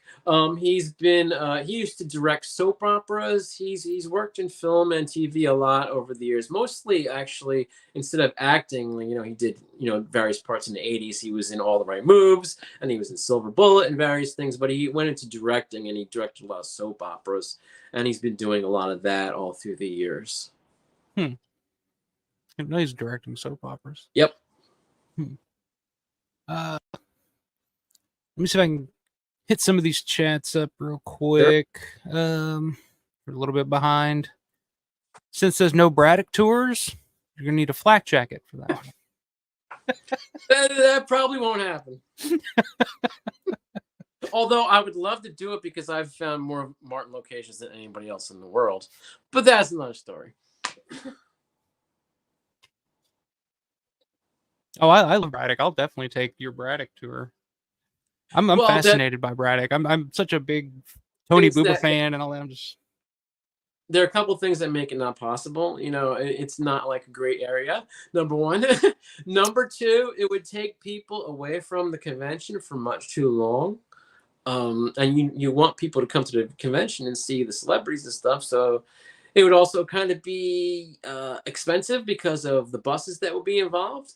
It would be a very long tour, because there's so much to see, and then there's also the chance that it wouldn't sell well, because Martin is not one of George's big, fantastic, spectacular movies like Dawn of the Dead or Day of the Dead, where tours for those places, or Night of the Living Dead, are a no-brainer. So if you do a Martin tour, you might put out all this money for buses and not even make that money back, because it's not a very popular tour. So these are all the different things that you have to consider when you put together an event or a tour or something like that, Yeah, that's true. I mean, I understand that aspect of it, but to me, like Braddock itself is a character in Martin, so it's almost I don't know. I just love driving through Braddock because it feels like not. I mean, it's changed, but I mean, it's just gotten worse over the years than it did back in the '70s. But um, I've been there like so many times, a million times. I have no problem, you know. do you know for sure? I remember the bridge from Martin. Sure. Is that still there? Well, that's an interesting question. I actually devoted a blog to that. I have a whole thing about the mystery of the Martin Bridge, and I Mhm. know about it. I'll send you a link after this is all over and whatnot. But You know, now that you there's say that, I may have seen that before. I may have. That sounds familiar. I think I may have seen like that before. 13. Yeah, it was 2013. I decided I'm gonna go and do a tour of like all Martin locations, and Matt Blasi even came along with me on this thing. And there's a bridge that is there in Braddock. They're called footbridges. There's still one there existing, and we went to it. And Matt is on the bridge with me, and we're looking at it. And I'm trying to match up because I have screen captures, from the movie, so I can match things up. And I've done this ever since way back then, 2012 even, because I decided when I go to these locations, I want to try to get the exact angle, and then I could do a comparison, of a current photo with back in the movie and all that, and you can see how much everything's changed. So I had the screen captures, and we're on this bridge, and the view does not match when you're standing on the bridge looking into Braddock. It doesn't match what you see when Martin walks up to the footbridge. So I'm like, this is not it. There's no way this is it. All this stuff has not changed. Things do change at a lot of locations, but in Braddock, there isn't that many changes going on where every part of a block that you see has been changed. I don't buy that. So I'm like, this is not it. So I started going to all different other locations. I gave up on that. I said, this is not it. I know it's not, but I'll research it later. So then that night, I think I went on the internet and I started looking up, what is that even called? I didn't even know it was called a footbridge at the time. And I found a website, and it talked about all the Pittsburgh bridges that ever existed, and I found out that it had these, and they're called footbridges because, you walk over them. It's not for a car or a bicycle or anything. Makes sense. And there were multiple ones along that area of Braddock and stuff. And I learned there was one just a few blocks from the one that still exists. And that seemed like the right one. And I went on Google Street Views, and this is what I do a lot when I'm trying to find locations. I will find the information, where somebody's house is. You talked about this on I think the Martin One Pier episode. You were talking about the commentary. What George and them say, that was Ron Rosen's house, where the couple are, Richard Rubenstein and his wife have their house. She fornicates with her, adult Yeah. partner. Well, I found that house because in the commentary they said it was owned by Ron Rosen. Okay, and you mentioned this, you couldn't remember his name, and so of course I did a Google search on Ron Rosen, and I found different properties and places that he had lived over the years, and I found one in Braddock, and I typed it into Google, and then I hit Street View. I look at the view of the street, doesn't match. I turn it around completely, 180, and bang, there's the house. Okay, so I use Google Street View and even satellite views wherever I can. I use whatever I could possibly think of. And Google Street Views are very, very good at finding things like that. So I looked at where the bridge was that was removed in Braddock. Okay. And I see it was on like 7th Street or something. Don't quote me. My memory's bad. I write a lot of stuff down. So I have it down, of course. Same. So whatever, I think it was 7th. And I go look at the end and I see, okay, where it meets the train track. And then I sort of change the Google Street View and I look around and I see, okay, these one side matches, but the other side looks like a building was torn out, and it matches. And I go back and I look, my next trip to Pittsburgh, and I go out there and I see, yeah, this is it. This is exactly where the footbridge was. It just doesn't exist anymore. Okay. So that A little settles that. to my research process. So I guess it's so when did you first start to go look like seeking out locations? Because it's one of those niche things that like even big time film buffs don't really give a shit about. Like I've talked to people before, I'm like, hey, I'm going to go see the location for so and so, and they don't get it, they don't understand. What is it about film locations that attracted you to where you're like, oh, I got, because you mentioned Matt Blasey Yeah. a second there. I see him on Facebook all the time. He'll go to find filming locations for any movie you think of. Some of those random movies you're thinking of. It's like, I'm here. I'm found you. There's something that attracts people to filming locations. I mean, you do a tour of the mall and all that. So it's like there's something specific about it that like it just feels like, I don't know. Does it feel like you're on set or something? Like, what is it about it Well, that attracts you to finding these places? here's how it started for me. Um, it was probably around the time that I met George for the first time at Horrify 2004. And that's when I started getting into collecting and getting into it more and more and more and more. And I was looking at websites on, the internet, devoted to Dawn of the Dead and George Romero and everything I could find about them. And that's when I found Norman England's Zombie Farm. And that's what got me into, knowing more about collectibles and what's out there. And that influenced my collecting, Norman's website. And then I found Matt Blasey's website, WGON Zombie Watch, something like that. And Mm-hmm. he had a lot of photos of going to, the Monroeville Mall or the elevator from Day of the Dead, the Nike missile site where that was, filmed. And I thought that was amazing. I never thought of going to a movie location or trying to find any, but I thought that was really interesting because there are movies that I love. I've always been a movie fan all my life, not just horror movies, but all movies. And then to think that some of my favorite films, you could go to the places where they film them and they still might look the same.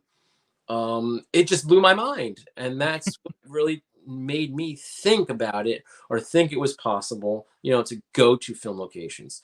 And then, of course, 2004 also was the year that the Dawn of the Dead, Ultimate Edition set came out, the black set, red logo, all that, and it has the mall tour filmed by Greg Nicotero. And I'm looking at that and I thought, that is freaking amazing. One day I hope I can go on a tour. I really, really hope I can go on a tour. And And now here we are. I did so much research because I get obsessive, some people are into sports and they know the stats of their favorite baseball players and football players and all that stuff. I don't care about sports, but I know about George Romero films and the filming locations, and I get into them and I research them and I don't stop. And once I get into it, I don't stop. So I eventually did so much research, and it was mainly at first for that 2012 tour that I did with Daz and Kevin and Mandy, all of us from the Living Dead Weekend. I did the majority of my research that summer, 2012, and that eventually led to me doing the real tours for Living Dead Weekend. It all stems from that. I just thought it was so cool that you could find these places. Of course, the mall has changed a lot over the years through renovations and stuff like that, but then a lot of places have changed. Then you'll go to some places and they haven't changed. It's you never know until you research these things and find out, where they are, or you get interested into it. And then, like I said, I just get obsessive, and then Mm-hmm. I know where everything from Martin happened, in even if it's like a 3-second scene. And I've spent years looking for certain locations, even from, and I mentioned Martin because one of those things was a scene that lasts literally like 4 seconds in the movie, and I had to find it, and it took me a couple years to track it down. And now I've known for about 5 years, and I still haven't gone to take photos at that spot. But I have the information. It took a number of years, but I just have to get a chance to go there. I'm always doing photos at the mall. I'm doing this and doing that, and I have to make the time to go to certain places, even though I have the information. But I just get into it. It's what I like to do, and then I've found that over the years, other people like this stuff too, and they want to know about the filming locations. So I'm not alone, not at all. Yeah. Yeah. When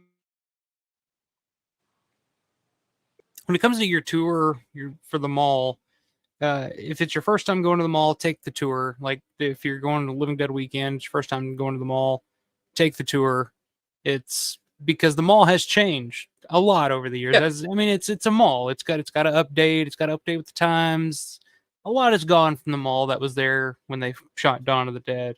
But taking your tour, it kind of brings them back. It kind of puts it into perspective. Like, oh, okay, this does match up. This matches up. This looks exactly how it did in 78, but I just didn't realize it. Like some of the designs on the pillars and stuff like that. Like you get into such minute detail about this stuff that you shows you the mall in a different way than if you were to just kind of go in and look around, right. nowadays.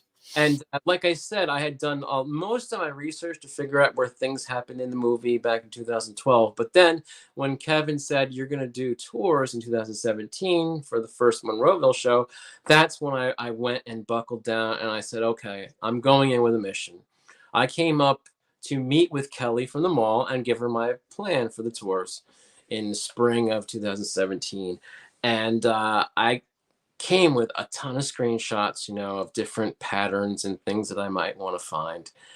And that's really what became those interesting parts of my tour that you talk about, where the columns matched. You could match the marble patterns. I figured out all those on that one single trip, one day, going to meet the mall management and tell them my plan for the tour. And I went and took photos and I figured it all out so I could put it in my program and be ready for the tour. So and then since then I've just gone crazy with it because like Yeah. I said, 2021 I went and lived in Pittsburgh for 4 months, and since I was there working and I didn't have anything necessarily to do, my family wasn't with me, I'm just working, but I would have time on the weekends. And then at one point I decided I'm going to just go to the mall every weekend. And the last month or month and a half, maybe 2 months that I was in Pittsburgh, I lived there from July 5th through November 7th, 2021. The last 2 months, I spent all my free time at the mall. There would be days I'd spend like 13 hours on a Saturday at the mall, getting, finding all the marble patterns that I could and matching up shots and recreating them. And I've done so many over the years. It's ridiculous. There's still more than I have new ones that I have to do on this trip coming up. I mean, I can't stop. Like I said, I get obsessed, and I know. I love it. It's not hurting anybody. Yeah, I was gonna say, like, you're probably a well-known person at that mall now, but have you ever come across like a store owner or something like that who was just like, "What are you doing taking pictures of my store? Well, Get away!" with that, okay. Some people actually I've gotten mistaken for somebody that works there. Like I'll go to the steak Be place, asked for, food court. do you have this in a size 12? They give me an employee discount. They're like, you work for the mall, right? I'm like, you work for that museum. I'm like, yeah, okay, you get 50% off, whatever. Comes in But handy. hey, one time is really funny. When I was there in 2021 again, I went there one day and I'm taking photos. I'm on the ground in front of Bed Bath and Beyond, whatever's there, where Foxworth, whatever, Foxmore used to be. Okay, whatever it is by the hallway, Bed Bath and Beyond, or is it Bath and Body Works? It's one of those. Bath and Body Works, I think. Yeah, that's it. So I'm on the ground taking photos, matching shots. And somebody must have called security on me in there, because the security guy comes over and it's I know most of the security guys there, and he tells me, "Oh, hey, Larry." He's like, "Bath and Body Works, they called on you. They called me. They said that I got a call and it says, hey, there's this guy on the ground taking photos and stuff." And the exact thing he said to them was, "Oh, that's Larry. He's allowed to do that." That's just Larry. Don't mind him. He's fine. He knew it was me. He said, "That's Larry. He's allowed to do that. He does the tours." So he comes strolling and he tells me this, and he's like, "Yeah, they called me on you, But they didn't care. They know it. It is. I do the tours. That's I work for, hilarious. so maybe I got it a little bit easier than other people, and I'm fine with that. Yeah, you're just part of the you're just part of the scenery now at the Monroeville. Like usually, if you go to the Monroeville Mall, you'll probably be somewhere on the ground or hanging from the ceiling or something. It's just like it's just like it's no big deal. Let's see. Paul Farver, what's up, man? Hey guys, looking forward to Living Dead weekend next weekend. Looking forward to seeing you, sir. Can you, Paul? Jimmy G, what's up, man? He'll come back as a zombie. I don't remember what that was about, but it's good to see you. Yeah, technical difficulties tonight. I'm gonna throw this computer out the window after tonight, I think. John saying November 6th was when first night of Dawn's. There you go. I knew there was a 6 in there. I said 16th, but yeah. You were close. You were close. I knew it started with an S though. But like I told you, don't quote me sometimes with these dates. I have it written down. If I would post on Facebook about it, I would look at my notes and I would not just write it. Yeah, I'm terrible with dates, so you did better than I did. Let's see. Stuka says 20-year anniversary of Land. I'm getting old. Yeah, I don't even want to think about that. Yeah. I went to the theater. I was excited. It was my first Romero film in a theater, and I walked out not very excited. I explained the way I put it. I wanted to like Land. Of course. I wanted to love it so much that I just kept talking myself into it. I went to see it 3 times in the theater. Oh god. Look, I like aspects of it. It's fine, but it's not. I mean, compared to a lot of the other stuff around that time that came out, it's okay. But for George, it's just not doing what I was wanting. No, not at all. In fact, I got into a conversation with George Demick last year outside the DoubleTree after I showed him that footage that I'm going to show you from Dawn of the Dead. We were talking about Land and Dead, and he asked me why I don't like it because it came up, and I said I hate it. I don't like it. And as soon as I told him all my reasons, he's like, "Yeah, I can see your points. So let me make a point." Converted someone. Yeah. So number 1, okay, you have the triumph that is Day of the Dead. Things had progressed from Night of the Living Dead to Dawn of the Dead, and the effects got better and better. And then you have Day of the Dead, and these are some amazing effects. I mean, Savini won Saturn Awards for them. For the effects. These This is best work in my opinion. Yeah, they hold up to this day. They stand up to anything today. As good as anybody is these days, these effects stand up. And then to see CGI blood splatter and the zombie's head that flips backwards and stuff, all this CGI stuff, I'm like, this is not a George Romero film. This is not what I wanted. George made some amazing things. This is not what I want. And yes. You know what? You got Bub. You have examples of zombies that are getting smarter. Bub is getting smarter, and he's maybe the smartest one in all the original trilogy. And then you come along to Big Daddy, and somehow he's smart. And then all of a sudden, all these other people are smart. Well, not people, zombies. They're all smart. He's got an army, and they're all smart. All of a sudden, they're all smart. I don't buy it. The fuck is that? Oh my god. And then, I love Eugene, Big Daddy. He's a great guy. And I just didn't like his character. And he's leading them. And he's like, oh! And he's calling them. Yeah, I never could get past that. Army, and they're all smart somehow all of a sudden. I don't fucking buy it. And then on top of that, you have Simon Baker. He's the lead, and he's bland as fuck. I don't give a fuck what he's doing or what's going on with him. And he's the lead. You're supposed to be following him, what he's doing, and be involved in his story. And then you got Dennis Hopper, who is a great fucking actor if you give him something to do. And he's got like barely anything to do. He could really make a character sing. He can make a character crazy. And he's got barely anything to do. He's wasted. I mean, I got so many issues with Land of the Dead. It's ridiculous. Don't even get me talking about the sky flowers and shit like that. I didn't expect a Land of the Dead rant tonight, but I'm here for it. I'm here for Always it. ready to. Yeah, You know what? I'm with you on a lot of this stuff. The CGI, because I mean, you got to think 2005. We were 20 years since Day of the Dead.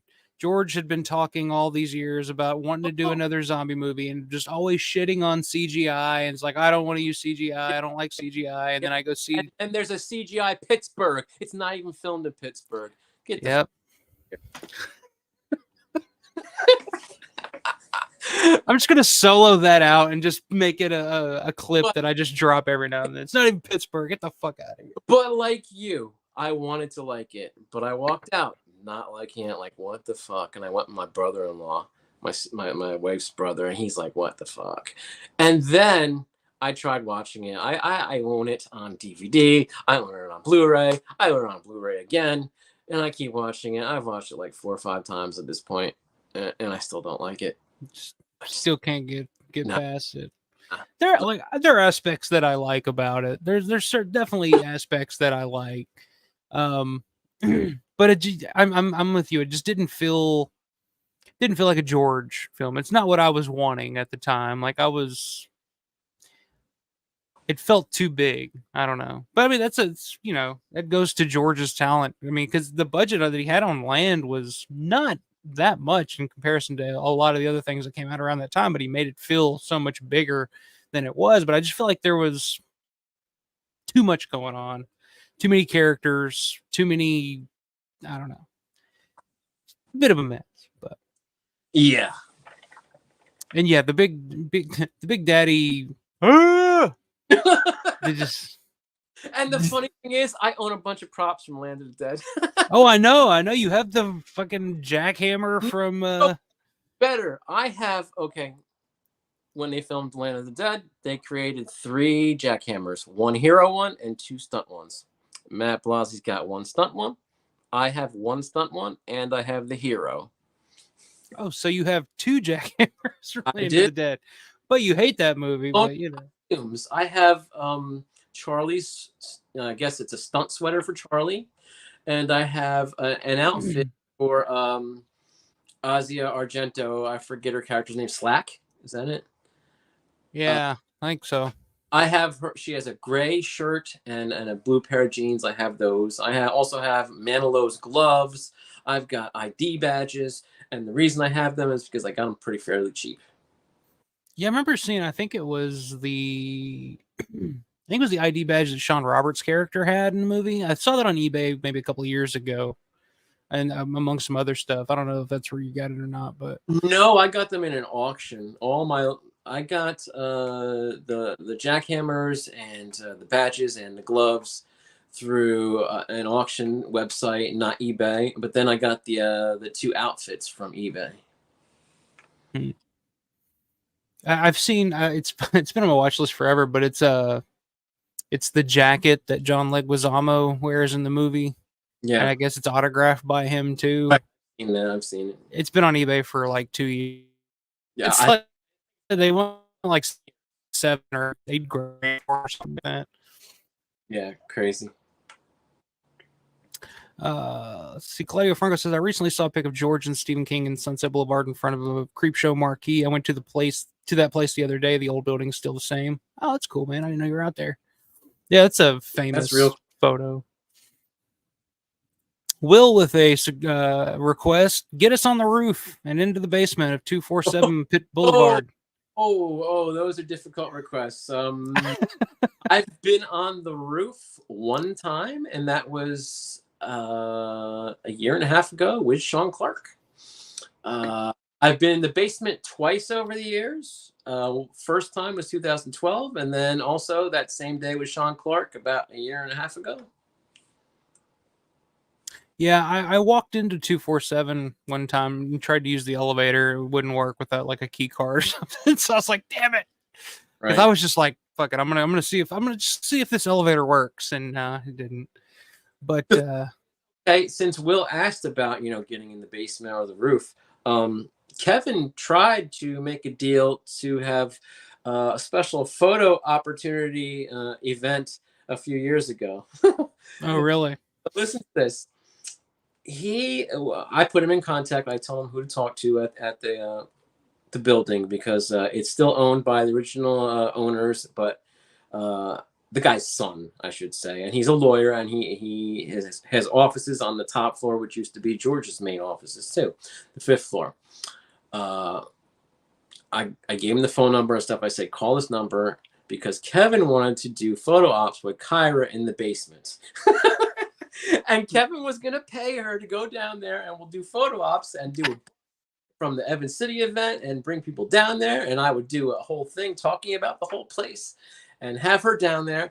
And the guy at first said no, but he said, I'm about to go on vacation. Give me a call in a couple of weeks when I come back. So Kevin gave him a call in a couple of weeks, and he said yes. He was going to let it happen. And then I think maybe a week or so goes by, and he calls Kevin back and says, nah, I changed my mind. And that Why? Why did he change his mind? Did he he didn't give a reason.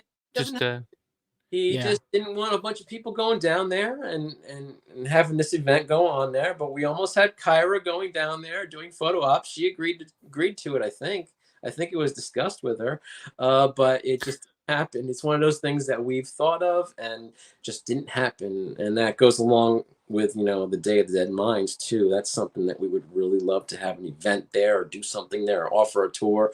I would love to do a tour there, but it hasn't been able to happen. Yeah, the tour, the mine, like the Day of the Dead Mines, like they don't allow pretty much anybody in there. I've never been. I've heard that it's pretty impossible to get into. It is, but you know what? Again, this 2012 tour that I arranged, a lot of things, really cool things happened to us when I met Daz and Kevin and Mandy. I arranged for us to get into the mines. And what I did was I knew this dude. He had rented a space there, and he filmed a short film there. So he knew who to contact. He a woman's email address that worked there. One of the main people. This woman named Deb Sudano, and she doesn't work there anymore. And I got in contact with her, and I said, is there a way that I can arrange for some kind of tour there? I want to bring a bunch of people on, and maybe we could pay or something. And she said, you know what? I can do something for you if you can get each person to pay $20.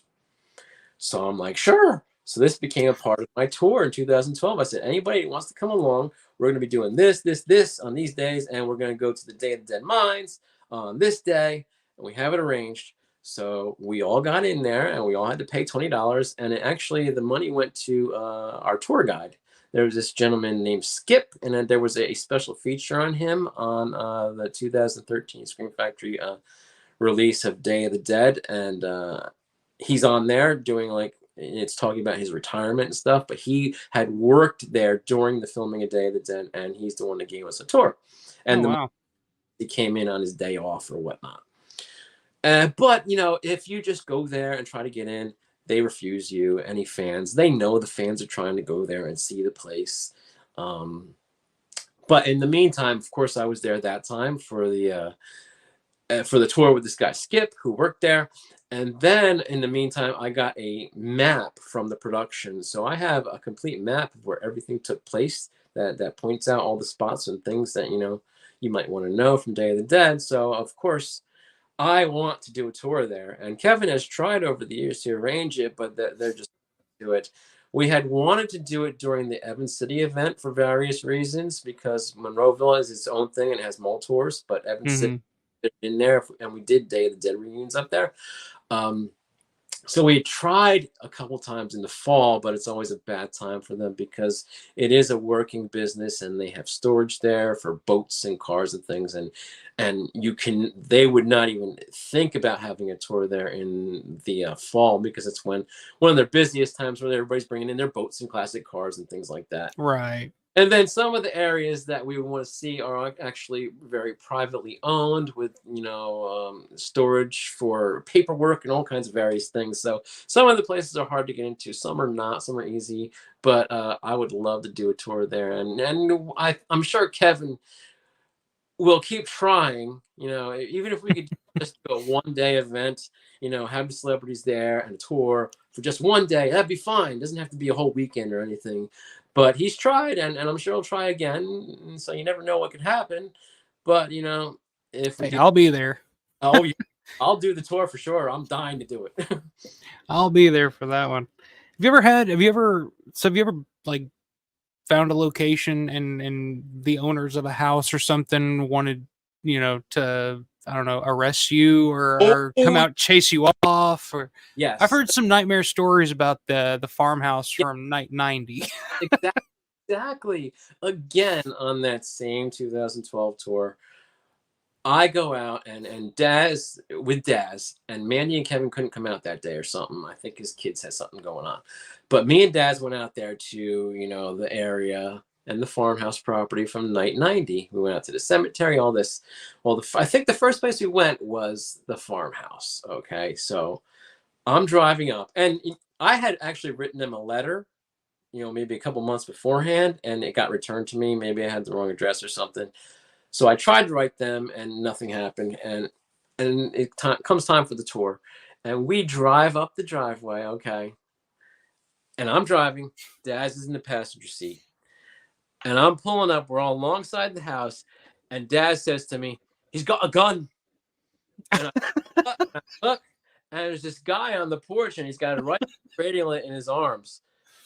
What? And I'm like, what? Hit the brake, and I back out. I don't even try to turn around. I just reversed it right out of there, right out of the driveway. And the guy comes off the porch with his rifle in his arms, following the car as we reverse out of there. So it doesn't stop there. So we down the corner, there's a road that runs alongside of the house, and I'm sure you've seen a lot of people take pictures of the farmhouse from this road. So the road that you can see the whole property. And me and Daz park up there. He gets out of the car, and I'm about to get out. I'm getting out. I'm going to take some pictures. And then all of a sudden we hear pew, pew, pew, gunshots. And he's like, he's shooting. And and he's all nervous, like, let's go. He gets in the car. I get some photos and stuff. And then we go around. And we go around the block, because I know the beginning road shots from night 90 are around the corner from there, like really close. The next road over, you could find the mounds of dirt and grass or whatever, and you can see where the car goes around the bend at the beginning of the movie before it hits the cemetery. So we go there, and he's all freaking out, nervous and stuff. When we get to the cemetery, this is the best part. This is the best part coming up. So that was crazy. And we get to the cemetery, and we're trying to find the spots, and matching up, the gravestones and trees and things that you see in the movie. And all of a sudden, I'm like, where's Daz? I'm looking all around. Where is he? And I start yelling, Daz, where the fuck are you? And I don't hear nothing. I think, is he playing a joke on me? Is he trying to creep me out? I don't know what's going on here. And then all of a sudden, it's like, I hear I hear his voice coming from the woods, and I look over down the distance, and there's Daz, but he's got no pants on, and he's got no socks on, and I'm like, what the fuck are you doing? And he tells me, oh man, I had to take a shit so bad, and he goes over. And he takes off his pants, and he's taking a shit over by a tree, and he's holding onto the tree. Oh, and he's taking a shit, and he steps on a board with a nail, and it goes right through. Oh. So he's got a bloody foot. He's got his shoes off, and then he didn't have anything to wipe his ass with because he had really bad diarrhea. So he was using his socks, and he's using his pants stuff. And he's fucking filthy. He's like, he got a bottle of water so I could wash off my hands. I'm like, here you go, man. And it must have been the Dairy Queen. I call it the Dairy Queen because before we can't trust the Dairy Queens, man. Because as soon as you get off the highway to go to Washington, PA, where all that stuff is, there's a Dairy Queen. As soon as you get off the highway off 79, there's a Dairy Queen. We ate lunch there, and he's like, the Dairy Queen must have did me in. I had diarrhea real bad. And it was fucking. It was a crazy day. I think he just got the shit scared out of him. That was my story, my version. That would make sense, He almost- actually. Yeah, that would make sense. I would probably, yeah, that'd probably scare the shit out of me too. I'm really timid about locations and stuff, and going up to people's houses and taking pictures of houses and stuff, because you never know who the fuck's gonna come out of that house, and you don't know what the hell's gonna happen. So yeah, if I was pulling up to a house or something like that, and some guy came out with a fucking gun, and then I heard gunshots, I'd probably that'd probably be my last one. I'd be like, I'm not doing this anymore. Yeah, yeah. Done. It does make you think, and especially when you're out in the country. I mean, you really. Yeah, really. Um. Uh. John says he's upset that you're not going to be interested in watching his fan cut of Land of the Dead soundtrack. Yeah, I'd skip that. I would. I would too. It says great stories, Larry. Thanks for all the hard work finding angles and locations. I do it out of love. I don't even do it for you or him or anybody. I do it because I want to find the locations, and you guys can just enjoy going along on the ride. Yeah, I mean that's you laid the groundwork, and like I mentioned back in October, when I saw you at the Living Dead Weekend in Evan City, I found the Sky Bus location for There's Always Vanilla. Yeah. And that was a lot of that was based on your feature on the There's Always Vanilla Blu-ray that Arrow did. Yeah. I really love that set. That's the most work I've done for any release ever, and I really like the work that I did there, and it's That's great. So thank you. Anytime anybody says they appreciate it and they liked it, it really matters to me, because it was a lot of fun to do. It was very exciting to be able to be a big part of something like that, and to shed some light on these movies that aren't really, celebrated, like Dawn of the Dead or Day of the Dead and all these other things. Yeah, that's that's a big thing for me. Like there's Vanilla and Season of the Witch and Crazies and those type of movies. Is that those interest me. Like finding that Sky Bus look, I was fucking thrilled. I was like, I know it's near a dog park somewhere. I've heard it's near a dog park, and I see a dog park and dogs running around and shit. I look, and it's like back there. I'm like, there it is. And the funny thing is, again, I do it out of love, not because I was going to do a project or work on that Blu-ray set. I had went to all those Vanilla locations and Crazy's locations before I even knew I was going to be a part of a set like that. So it was just for me to begin with, not even because somebody asked me to or for a job or anything. Right. Yeah. Did they ever send you your your free copies of those, by the way? I make sure I always get my free copy. Because I remember you were on the WGON radio podcast with Eric Kent and Matt Blasey talking about that set when it first came out, and you were like, "I'm still waiting for my free copy of it. I haven't even seen it yet." And they're like, "Really?" They sent me a box of them at one point, and that's not a big box, but I got a bunch of them for free because I did a lot of work for that. It's awesome. Martha says, "Poor Daz." Yeah, I'll have to ask him about that if I see him this year. Yeah. Oh, he loves to tell the story, and he's even funnier than me. You do a good impression. Oh, fucking funny, and he imitates me when he does the story. I try to imitate him, and he tries to imitate me. It's.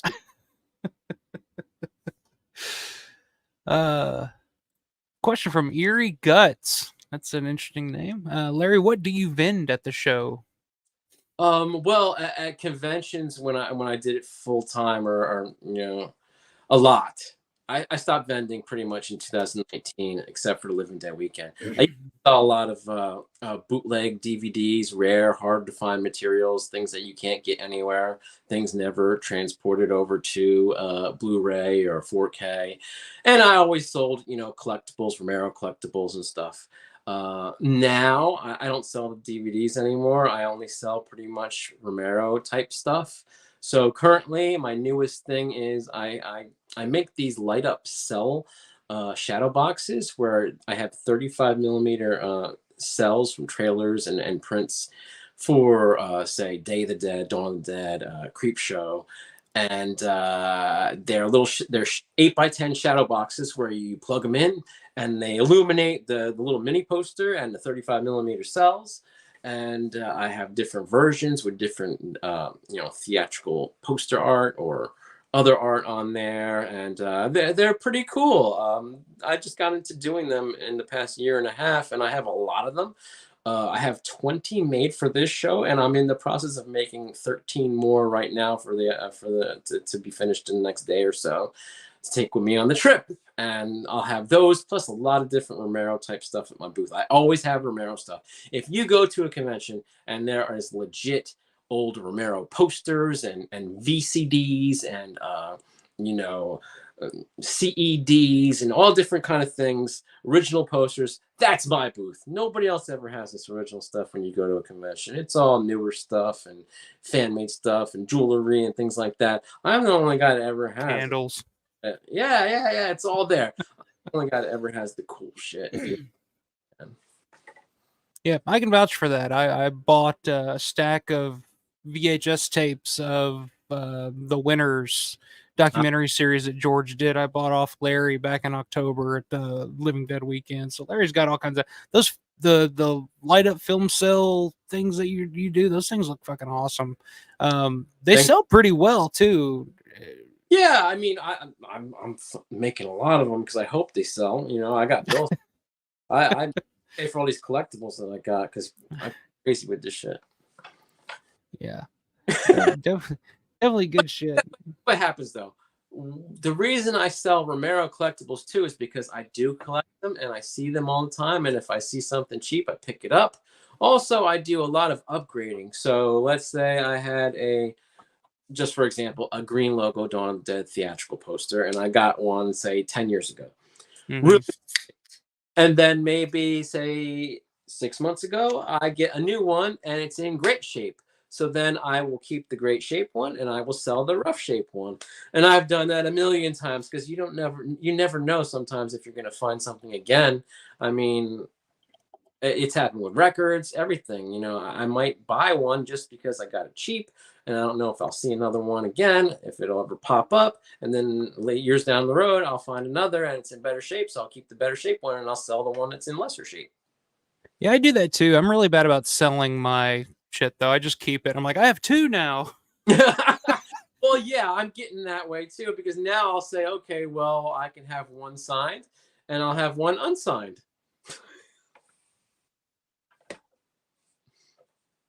Yeah, I'm at that point now too, where it's like I'll have different categories of shit that I got. Excuse me, I think I'm freezing up again here.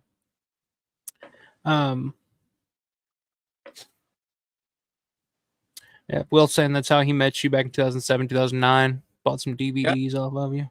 Meeting him at Scarefest in Kentucky in 2009, and Romero was there. A lot of interesting people. I actually gave some free DVDs to George's agent, and they said, "Hey, I'll come over to the table. George will sign a couple things for you for free." I'm like, "All right, cool." So I went over, got a couple free autographs from George and a picture with him, just because I gave him some DVDs. Worked out. Yep. This is a good question. This is one I don't know since asking. Does Larry know the young lady near Fran in the opening scene of Dawn of the Dead, the mystery woman, the woman who says, "I'm still dreaming"? Do you know who that is? I know who you are speaking about, but I don't know who it is, unfortunately. I've never heard anybody, no commentary, no nothing. Nobody's ever mentioned who that is. No. I've heard people say, I saw somebody comment on a video that I did months and months ago, I guess where I was asking about that, and somebody commented and saying that she was in the Bengals. Not the football team, but the band the Bengals in the 80s. I was like, I don't think so. No. So yeah, I don't. Out there too, believe me, and let me tell you a little bit about that. Okay, if you go on IMDb, and if you know about IMDb, anybody can add to it. For example, have you encountered Alex Felch? I'm sure you have. I know you have. Oh yeah. He adds information to IMDb all the time, because if you go look at the credits for Dawn of the Dead, it's all like mustachioed biker, mustachioed, zombie, and all this stuff. And Alex is the one that has added that stuff over time. Okay. But sometimes he gets things wrong or gets a little overzealous. For example, okay, if you look at the credits for Creepshow, okay, if you know Creepshow and you listen to the commentaries and you know who all these people are who made the films, you know what Cletus Anderson looks like. There are behind the scenes photos of him. Yeah. He's a production designer for Creepshow and Day of the Dead and Night Riders and all this stuff. Well, in Creepshow, he plays the, I guess, the faculty party host. Mm-hmm. Up and he's standing next to, I guess, Fritz Weaver, right? And they talk about him in the commentary. They mention, oh, there's Cletus Anderson, blah, blah, blah. Well, Alex Filch got it in his head that that is David Garrison, who played the neighbor husband on Married with Children. He thinks it's David Garrison, and he added this to Creepshow, and it's still in the credits. Faculty party host David Garrison.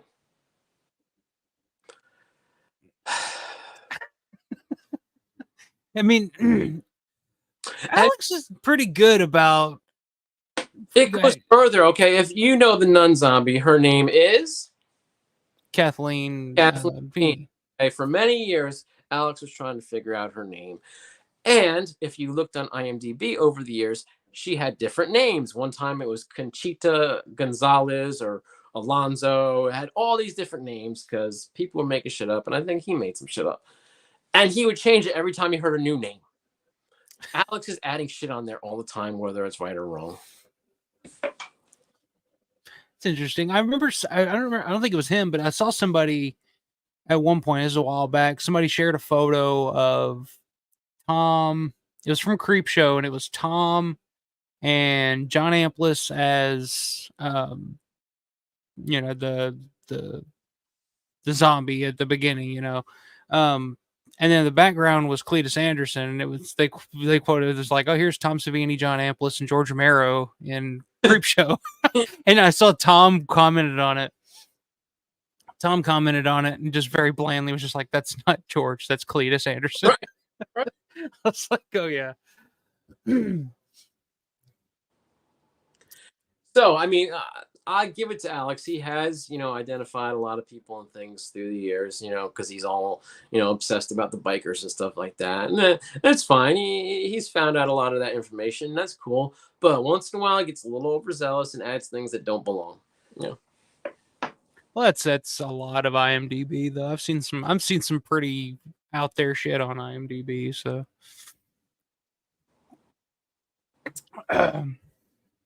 but another one from Synth. Anybody that has a from the Plastics Factory M16 from Dawn? I think I can account for all of them. Oh, really? Yeah. Here's the thing. Back in 2004, at that horrifying convention again, where George appeared and the cast of Day of the Dead and Dawn of the Dead and even Night People, they appeared there. The story is that I believe it was Gary Zeller or maybe his son showed up at the show and said he wanted to sell the rifles. They had them, used in Dawn of the Dead. So that is where Jim was there and he bought his one. So that's one accounted for. And I think there were only 5 total. And they were just recycled between different characters and whatnot in the movie. Right. At least this is what I've heard. So Jim had one. Number 2, Greg Nicotero was appearing there and he bought one. He arranged to buy one. So that's 2. Then there was a gentleman named Steve Suhiro, lived in California. He's now passed away maybe about 5 or 6 years ago. Don't quote me on that again. Dates, numbers, I got to look it up.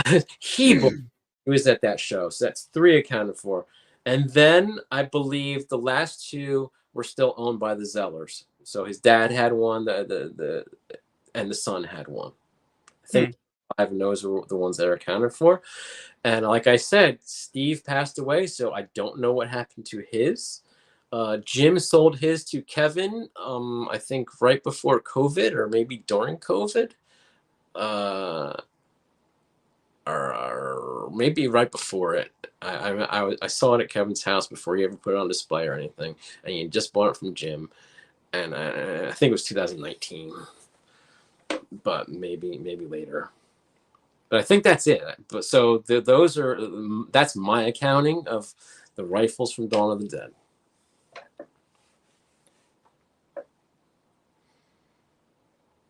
I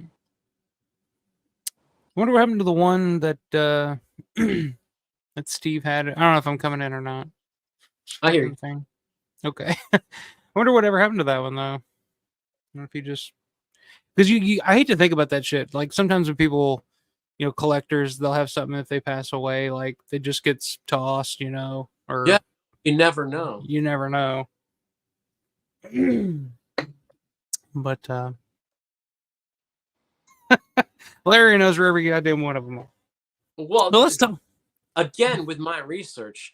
Like I pay attention to these things, and I paid attention to all the people that got these over the years. So I've known that information a long time.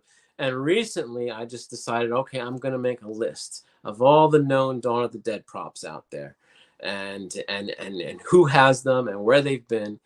And this is just something I did like maybe 4 or 5 months ago. I'm making. I have so many goddamn lists on my phone; it's ridiculous. I have on my computer. I'm making lists all the time. Okay, I got to keep track of this because the memory ain't so good. And getting older. I'm heading towards 50 this January, so I got to make notes, and I have a lot of notes. Yeah, I do too. I make a lot of notes on my phone, and I've discovered fucking index cards or whatever you want to call these two. I got these all over my room right now. I'm just like, I jot down something, and I got them just stashed all over the place. What do you? Is that a White Russian? No, it's Guinness. It's been a while since I've had a Guinness, so. All right. Let's see. What's the chat saying? See, since I've never saw any Plastics Factory stuff, I have a bunch of collector's armory prop stuff, like a 1x1 clone Uzi and a Colt 45 1911 made by Marushan. One time I made a film with the Uzi. Okay. I own a BB gun that was used in John Russo's Midnight. Let's talk about that. I actually kind of like Midnight, and John Russo is going to be there this year, and I'm kind of thinking possibly I might want to get something Midnight related signed from John Russo. He's got it. He's got all kinds of like press advertising, press sheets and stuff like that. Some one sheets too. Yeah, it's Midnight's one of those movies I just never got around to watching all these years, and I finally watched it, and I was like, hey, this is not great, but it's good in a weird way. I kind of like it. If you don't see the stuff set out at his table, ask him because he might have some behind the table. Maybe he doesn't always put it out. But yeah, let's look at the guest list for this year's Living Dead weekend here. Sure, we got some new people, new appearances by some Dawn of the Dead people, and of course, I know Creep Show 2 people we've never had. I saw today you guys announced Russ Striner was going to be there, which is one that Will was asking me about. I was like, ask him about if Russ is going to do it, and that was an interesting one because I'd heard, and this was something else I wanted to ask you too about Living Dead weekend in October. The Evans City show is no longer happening. I've heard. Correct. I mean, last year we made the announcement that it was going to be the last Evans City convention, the last full-blown Evans City convention that we were doing because it really wasn't making sense, financially to have it. It just wasn't working out as well as we wanted it to. So that's what happens, and now we're just doing the Monroeville show. But having said that, the future may hold, maybe a one-day event here and there, maybe a screening and a tour and maybe one or two celebrities from Night. We don't want to neglect Night and forget about it. Of course, we'll have some Night guests at Living Dead Weekend Monroeville. Like this year, we have the new guest, Sharon Carroll, I think it is. Sharon Carroll. And we've already announced Russ Striner. Mm-hmm. John Russo and Paula Richards. Yeah, I was excited. That's what I was going to ask you about Russ Streiner's. I heard that he was his last convention. The rumor was that the October show was going to be his last convention appearance ever. I had heard that too. And then about 2 weeks ago, I get an email from John Russo, and he says, "Hey, I'm trying to get a hold of Kevin. What's his phone number? I'm trying to get Russ into the show." And Kevin's busy doing a million things at the mall and all this stuff, and I guess he's not answering his emails or messages or whatnot. And I'm like, "Oh, here's his phone number." And John Russo's like, "None of my contacts are working." I'm like, "Here's his phone number, and give him a shot. He's at the mall, probably building things, and maybe he has bad service." And then days go by, and I get an email from Russ. He's like, "Hey, I can't get a hold of Kevin." And I'm like, "Oh, I'm sorry. And he's probably at the mall building some stuff and has bad reception and blah blah blah." And then finally it happened, and now He got through. but that's the crazy thing. People come to me all the time because Kevin's busy, and they come to me for things, and then I have to help facilitate things. I'm a facilitator. That's a good term for you. Yeah. All around facilitator, Lawrence DeVincentz. Yeah, I was happy to see him. He was going to be there again this year. Yeah, the Sharon Carroll, that one's interesting because she's actually on the poster. I know. That's what really made me sit up and take notice. I'm like, "Oh, she's on the poster. That's great." Yeah, that's a big one.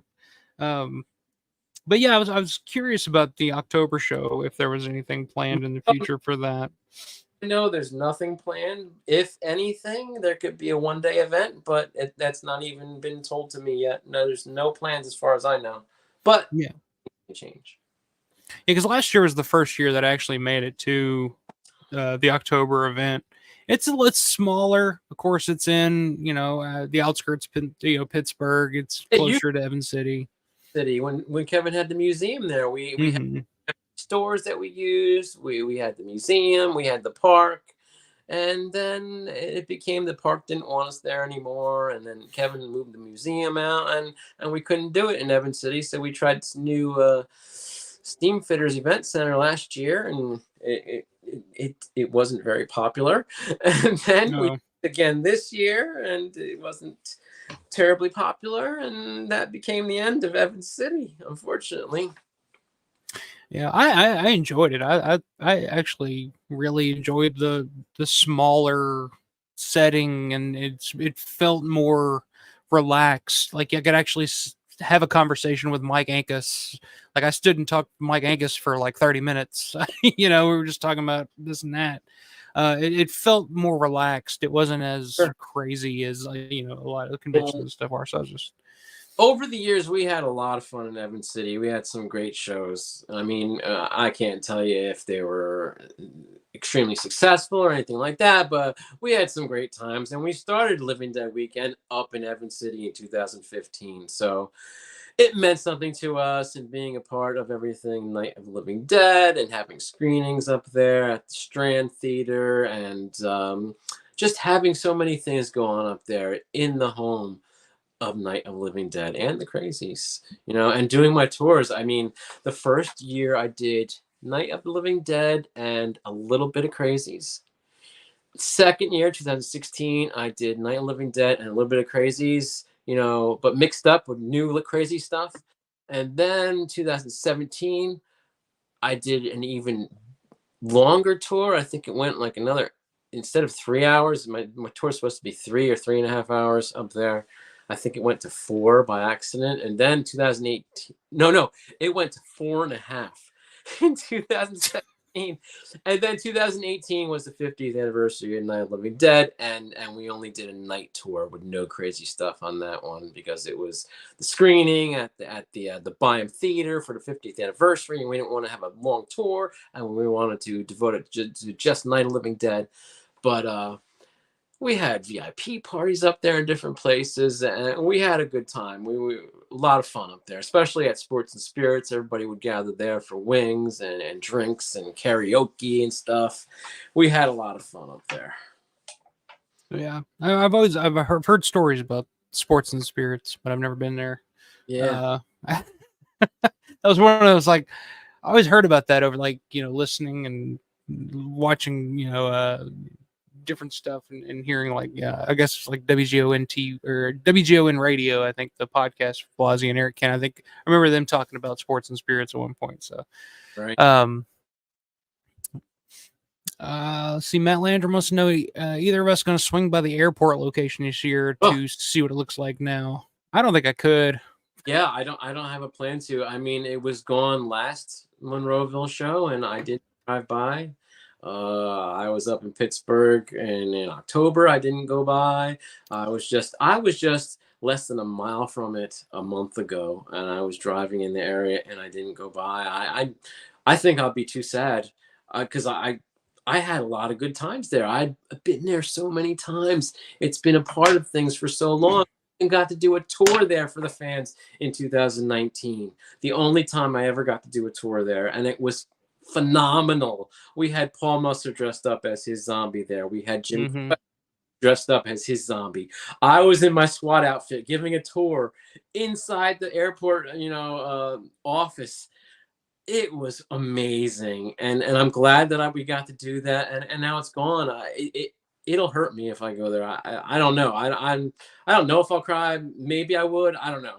But I might, because earlier when I asked you initially, your favorite location. I mean, obviously the mall is like the big one, but the airport is kind of a big one for me. I don't know, something about it. Like even the first time seeing it in the movie, it just felt familiar. Like when I got there for the first time, and just because a lot of it looked so much the same, like, yeah, there's a lot of changed, but the building was still there. It still had, the platform where the gas tanks and stuff were. And it was just like a peaceful place. You could just go out and just kind of be at peace, I don't know. And when I heard that they'd finally, I mean, that was the whole reason I made the trip to Pittsburgh for the first time to begin with, because I heard that land had been sold and they were going to bulldoze all that down. And I was like, well, I got to get out there now. It's like now or never. Because for years I would just put it off. Right. I'd be like, oh, yeah, I'll get to Pittsburgh at some point and visit the mall and all that. But then when I heard that news, I was like, I got to get out there and get to that airport before they bulldoze all that shit down. And that's an interesting point that you bring up there. I mean, and I tell people this a lot when it comes to conventions. If you want to meet a celebrity and they are appearing at a convention, you should go and meet them. As you never know, they could be passed, in the next couple months and the next year. You may never get the chance to see them again. And it's the same with these film locations. If you love Dawn of the Dead, and I don't mean this to sell tours or anything, I don't care about that. I enjoyed and loved Dawn of the Dead, and I enjoy going to film locations. I suggest go. Do not say, I'm going to put it off. I'm going to wait another year. I'm going to wait to this month. I'm going to wait to that month, because things are disappearing. The airport is the most recent example of something really huge from the movie that fans enjoyed seeing, and it's gone. It's totally gone. So don't put these things off. Go see your favorite celebrity at a convention. Go to see your favorite film location from your favorite film. Do these things. It honestly wouldn't cost that much. I mean, maybe it costs a lot to go to a convention, but if you want to go to a film location, most of the time it's just the gas to get there and time to get there. Go to these places, drive, even if it takes you, 16 hours. Go do it. It's something you want to do it, or you might miss out. Yeah, I say that all the time on here. I've, hopefully inspired, people like Synth and stuff to finally make the trip to Pittsburgh. I mean, Synth's all the way out in California, and he's always wanted to go to, Pittsburgh, visit the mall and stuff like that. And hopefully that's the whole reason I want to be. Like I mentioned last week, I want to be a Romero influencer. I hate the term influencer online. There's like, I'm an influencer, but I want to be a Romero influencer. I want to influence you to go and do these things that you've always wanted to do and visit these places and stuff. Yeah, because it's one of those things that, like, I'm glad I finally did make the trip and experience all of it, but I wish I would have done it so much sooner. It would just always seem like just such a big pie in the sky, big mansion on the hill type of thing, where it's like, oh, that's a dream. My dream vacation is to go to Pittsburgh. It's like, nah, it's like maybe one day. And then finally I was just like, it was 2021. It was the Living Dead weekend 2021. I finally, after COVID and everything, I looked at my fiance and I was like, I want to go to Pittsburgh. Like, let's go to Pittsburgh for vacation. Luckily, she was like, okay. How did you become aware of the Living Dead weekend and on the things that we do out here?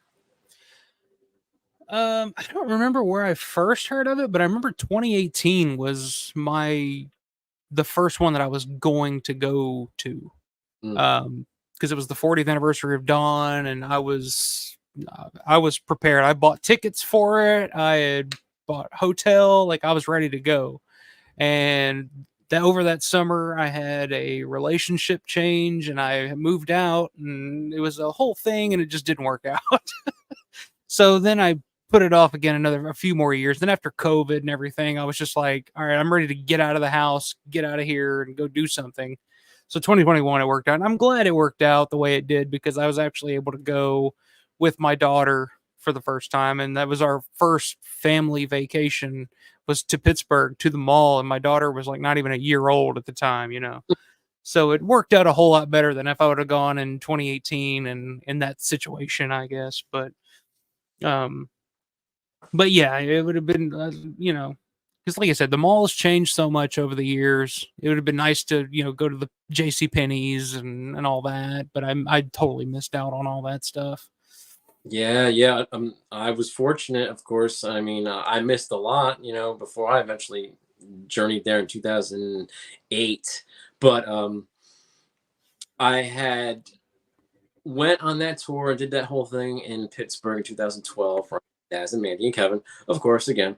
Um, and J.C. Penney's was closing that weekend, and because I was working at the convention vending, I wasn't able to get over there for some reason, so I wasn't able to get into the store. I was only in there one time when it was operating, and that was in 2008.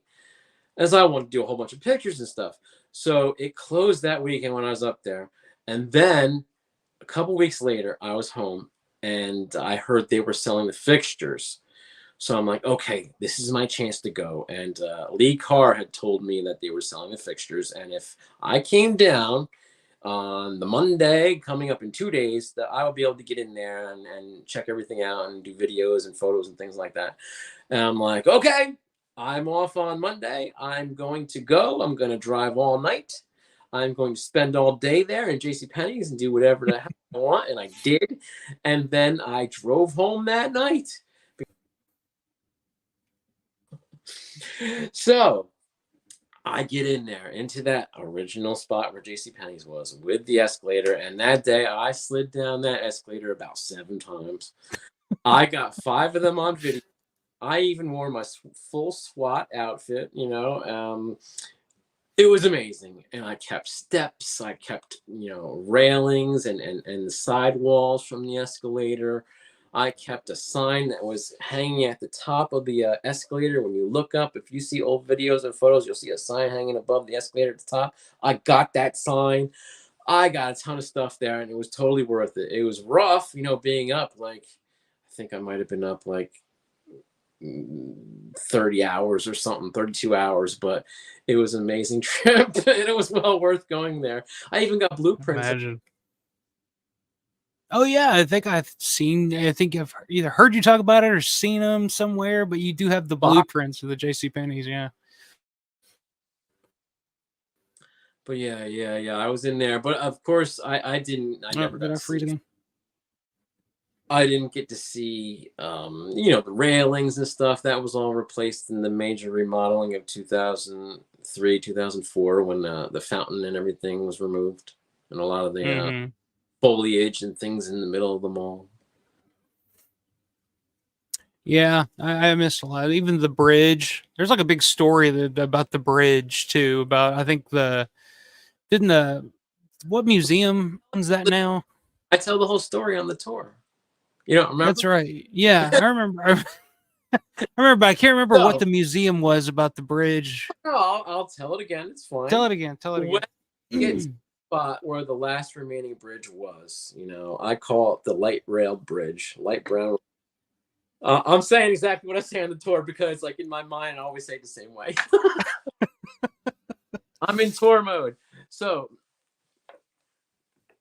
It's a So practice run for you here. it was 2000, again, the dates, 2016. I had heard through the Sounds grapevine right. that this last bridge was being removed. And I was upset, and I was talking to Daz about it, and I said, "Hey, this is fucked up. What can we do? Can we do something about this?" And I had heard certain fans out there wanted to cut the bridge up and then mail out parts of the bridge to all different fans out there. And I'm like, that shit is crazy. You need to save that shit, frankly. And I won't name names of who that was, but maybe you can figure it out. Anyway, Daz said, well, me and Daz were talking, and we said, let's start a Facebook page, Save the Dawn of the Dead Bridge. And he's like, he's in the UK, so he's like 6-7 hours ahead, whatnot. And he's like, it's getting late, he's going to sleep, and he left it to me. But it was his idea, so I started the page, and it's still there on Facebook. If you look it up, Save the Dawn of the Dead Bridge. And we got a lot of people looking at it and paying attention through all the groups and stuff that I run, and all over Facebook. It spread pretty quick. And then there's this girl who wanted to help out, Kate Davis, I believe. Maybe she's like a writer for Horror Hound or something like that. And she said, well, we should start an online petition. I said, sure, go ahead. So I went to work because I couldn't do it. I was going to work. And she started the online petition. And we got like 2,000 signatures in a couple of hours, easily. So then people started to take notice. I think it was in the news. The mall had heard about the hubbub, everybody talking about the bridge removal, and it made them take notice. And then somebody put it out there that the museum, Kevin's Museum up in Evans City, should get the bridge, or maybe it should go to the Heinz History Center. And the mall weighed the options, and they looked at Kevin's Museum, and they looked at the Heinz History Center, and they went with the Heinz History Center. So, and it was a foregone conclusion. No matter what any of us said, they were going to remove the bridge. It had to be removed. I'll tell you why as soon as we get to that end part of the story, because I didn't know until years later the reason why it was removed. But it was a foregone conclusion. They were removing the bridge. So after it was removed, the mall had a ceremony, and the video is probably out there in different places. I saved it all. I save everything. I'm not just a collector and saving information and saving props and collectibles. I save video and everything I possibly can, pictures of all these events and things we do. And there's video and stuff and a news conference. Kevin was there. Tom Dubinsky was there, I think. And Lenny Lees was there. I think even maybe Tony Buba was there. And they talked, and Kelly from the mall talked. And they had this ceremony where they turned over the parts of the bridge to the Heinz History Center. A bunch of zombies came dressed up, and they brought the parts out to a van, and it was transported in the van to the Heinz History Center. And during that press conference, they said in 2018 we'll have this on display by then, for sure. Years go by. What year is it now? 2024, and they still do not have that bridge on display. So it's in there in the Heinz History Center, sitting in a crate like the friggin' Ark of the Covenant, and nobody knows it's there. It's just sitting there, and it could be in a museum for real, like Kevin's museum. Yeah. I could vouch for that. I went because we went to that museum in 2021, and I've no bridge to be found there at that Heinz Museum. Nope. It sucks. Now I'm gonna have to say that same story 3 more times on the tours. Well, there you go. I just gave you a practice run, so. It's a kind of sad ending, though. I don't know what. Just bumming everybody out. It's like, now it's in a fucking, a vault somewhere, and we'll never see it again. Yeah. I think in the intervening years, Kevin has called them up and contacted them to see if he could get the bridge, and they haven't given it to him. I mean, I've tried a lot, maybe at least once, but I probably don't even think about it too much. Yeah. Since as he knew about Living Dead Weekend for many years and stupidly didn't go until finally prepping for this year. Well, you won't regret it, man. I think you're gonna be blown away because I can tell since a big Don fan. Well, make sure you say hi to me, Synth, and introduce yourself. Yeah, his name's Andy. So keep that in mind. And he's taking the tour, so Awesome. he'll be on the tour. um, well, man, we've been doing about 3.5 hours. I wanted to ask you about a couple of these guests, Sure. specifically. One of which is John Rice. Sure. Yeah. What's the story with John Rice? Because John Rice is one of those guests that I've always assumed would be at one of these things, but hasn't been up until now. And then I saw last year he was doing Weekend of the Dead over in the UK, and I was like, oh, well, maybe he lives over in the UK. It's more convenient for him to be over there. I don't know, but then I saw that we got him this year. What's the story behind that? Sure. Yeah, I got plenty to say on that. I had tried for years to get him to be a guest with us because I knew he was in Pittsburgh. He's a teacher. He teaches film courses in I think Point Park University.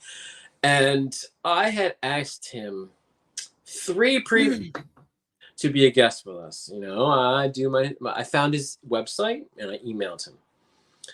I think the first time I tried was 2017, and then I tried again 2018, because those were our first 2 Monroeville shows and our 40th anniversary show, 2018. And then I gave up. And he never gave any, big response. He'd be like, no, I'm just not interested. He never said why. But I invited him and told him about the show, and he can make money and, try to entice them in, all the different ways. It could be fun. You can meet some of your old colleagues. You can make money, blah, blah, blah. All these different things that you could possibly say to entice somebody. And he declined those 2 times, the first times. And then I tried again last year after I had heard he had been scheduled for Weekend of the Dead in November. So we're having our show in June last year, and I sent him another email. Or the thing was, I was already contacting him because he had those behind the scenes photos. I know you saw him. He did a whole show on them. Mm-hmm. Well, one of them had Mary Lee in the photo, and she was one of our guests last year. She's wearing the blue house robe, house coat. Mm-hmm. She's in one of the photos, very clearly, perfect, face and everything, face forward. And I contacted him to see if I could use that photo for her table, fix it, put it, and make it 8x10 size and print it up. And he said, fine. And when I asked about that, I said, would you also like to be a guest with us at the Living Dead Weekend? I had asked you previously 2 previous times, and you said no. And I see your schedule for Weekend of the Dead in the UK. Or you can use the photo. Just let me know how many copies, what you do with it. I'd just like to know. And he didn't even mention a response to my, invitation as a guest. I'm like, Jesus Christ! So 3 times I'm shot down, but he was totally nice. And then he does that show in November, and then this year came around, and Kevin, I said to Kevin, I'm going to start working on different people. And he's like, you can work on getting all the local people. I got them all together and all that stuff. Talking to everybody and asking them to be a guest for this show and finding new people, which I always try to do. And I contacted John Rice again. So this is the 4th time. 4th time's the charm this year. And he finally said yes. And I said, you know what, Amy, whatever it takes. You have limited time. You only want to be there certain days. Fine, whatever you want. We just want you to come out as a guest. And I want you to be a guest, as a fan. Right. So he said, okay, I think I could do Saturday. That's fine. Okay, great. I'd love to have you here. Awesome. Now I start making him photos. And then going back to the Mary Lee photo from last year that I used of his, I presented it to her, and she didn't even want any of it printed. So I went through that for nothing. That happens all the time, where I'll make some really cool photos for somebody, behind the scenes things, and they don't even want them. They just want the screen captures. That's interesting. But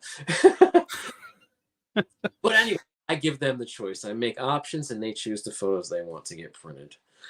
So this year, the same thing happened with John. I made up a whole bunch of things, options for him, used a couple of his private photos from that batch that you did the video on.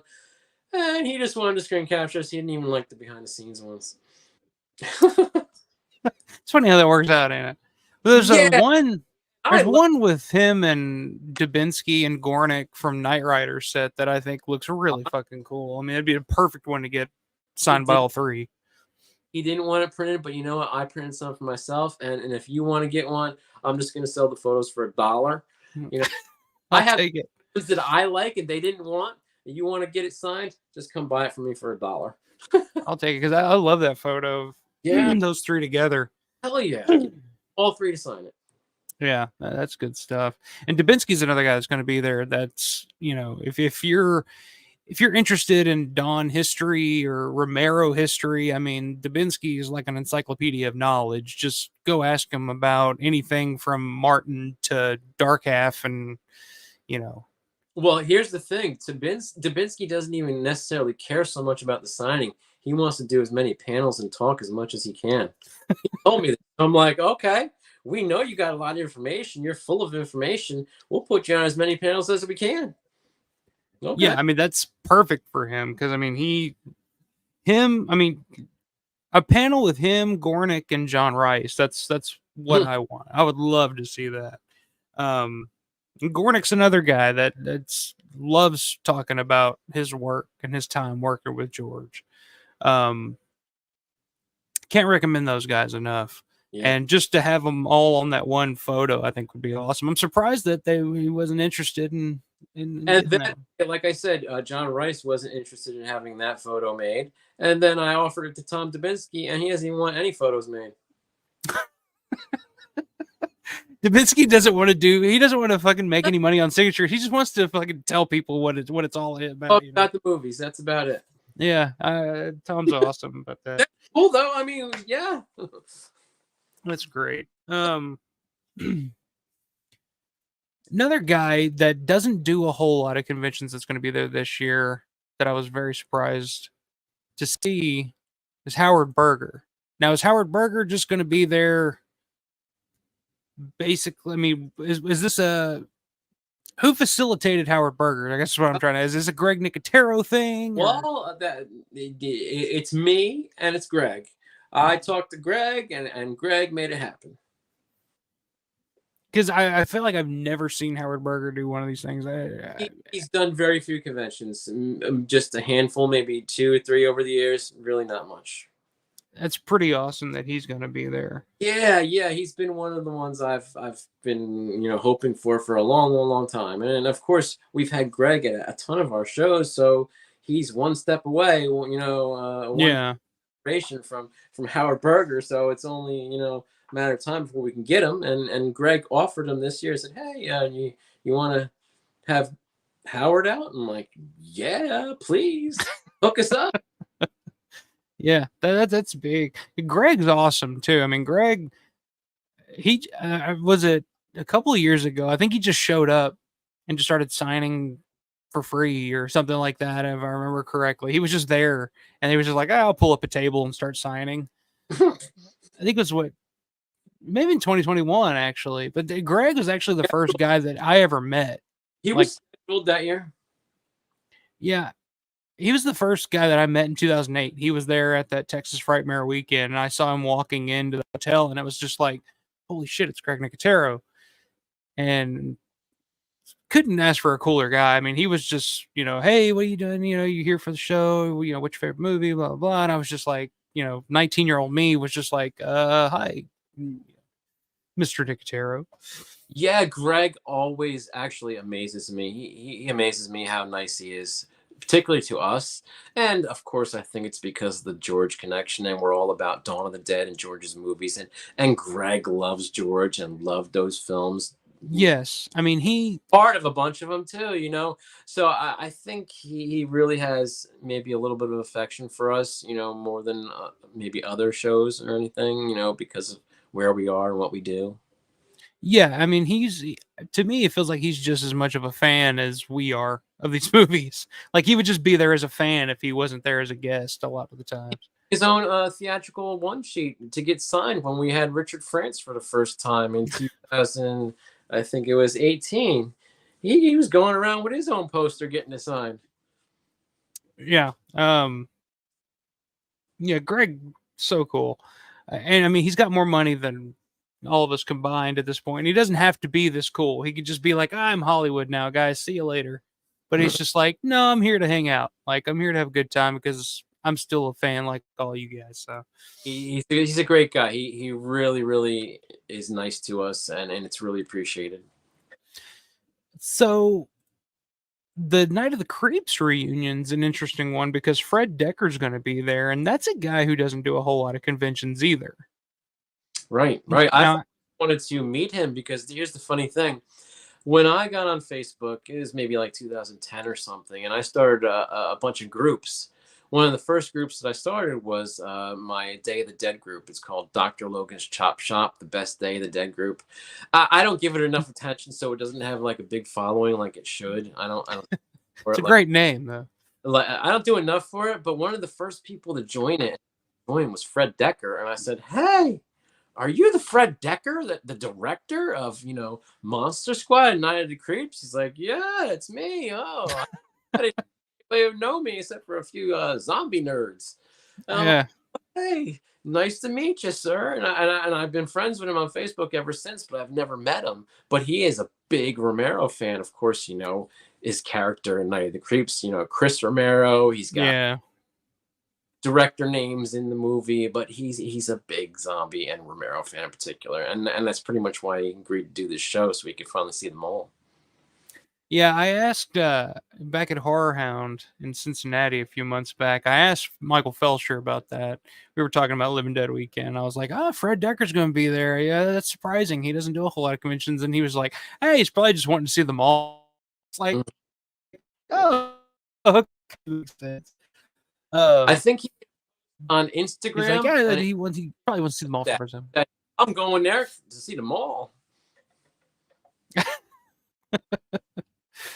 So of course Tom Atkins is going to be there. Tom Atkins is always awesome. Did I ever tell you the story about Tom Atkins calling Elvira a bitch back in 2008? I don't think I've ever heard that.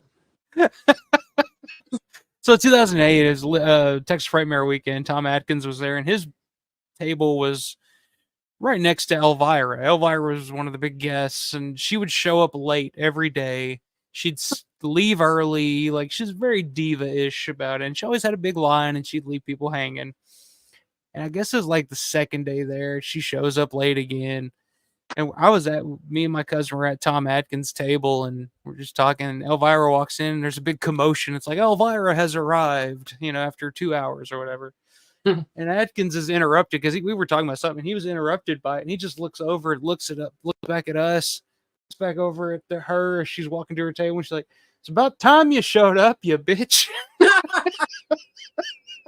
Oh, that's hilarious. I was like, "Oh, Tom, you're forever awesome for that in my book." Dan Kamen's going to be there. Marty Schiff. Tom Wright ended up having to cancel. And that was an interesting one because that was one that I had heard was one of the most popular, like most requested guests at a Living Dead weekend the past few years. Yeah. People always want to meet him. I've always wanted to meet him. I mean, it's just when you watch Creepshow 2, you can like Old Chief Woodenhead, you can like The Raft, good stories of different varying quality. But then when you watch that last story, thanks for the ride, lady. Come on, that is fun ride. I mean, and the behind the scenes stuff with him too. He looks like he's got a good sense of humor, and it'd be a cool guy to meet. Recently watched the special features on the most recent Arrow release of Creepshow 2, and I hadn't ever watched him until like a week ago, and it had a really great interview with him by Michael Felsher, Red Shirt Pictures, and I didn't know he was a stuntman, and all the time when you see him on the car, when it goes over the railing and he's in the grill, that's fucking him. I was wow. So not I mean, that's pretty much what he said why he got the job. He's an actor, but also a stuntman, and he could do both. So pretty cool that he's actually doing all those stunts on the roof of the car and the front of the car when it goes over the railing down the hill. It's crazy.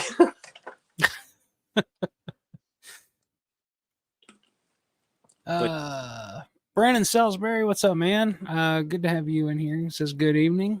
He is so ready for Living Dead weekend. Of course, Brandon's got the the George Romero's Resident Evil documentary coming out soon that I'm really looking forward to checking out, because that's like I said, Resident Evil is what introduced me to this world to begin with.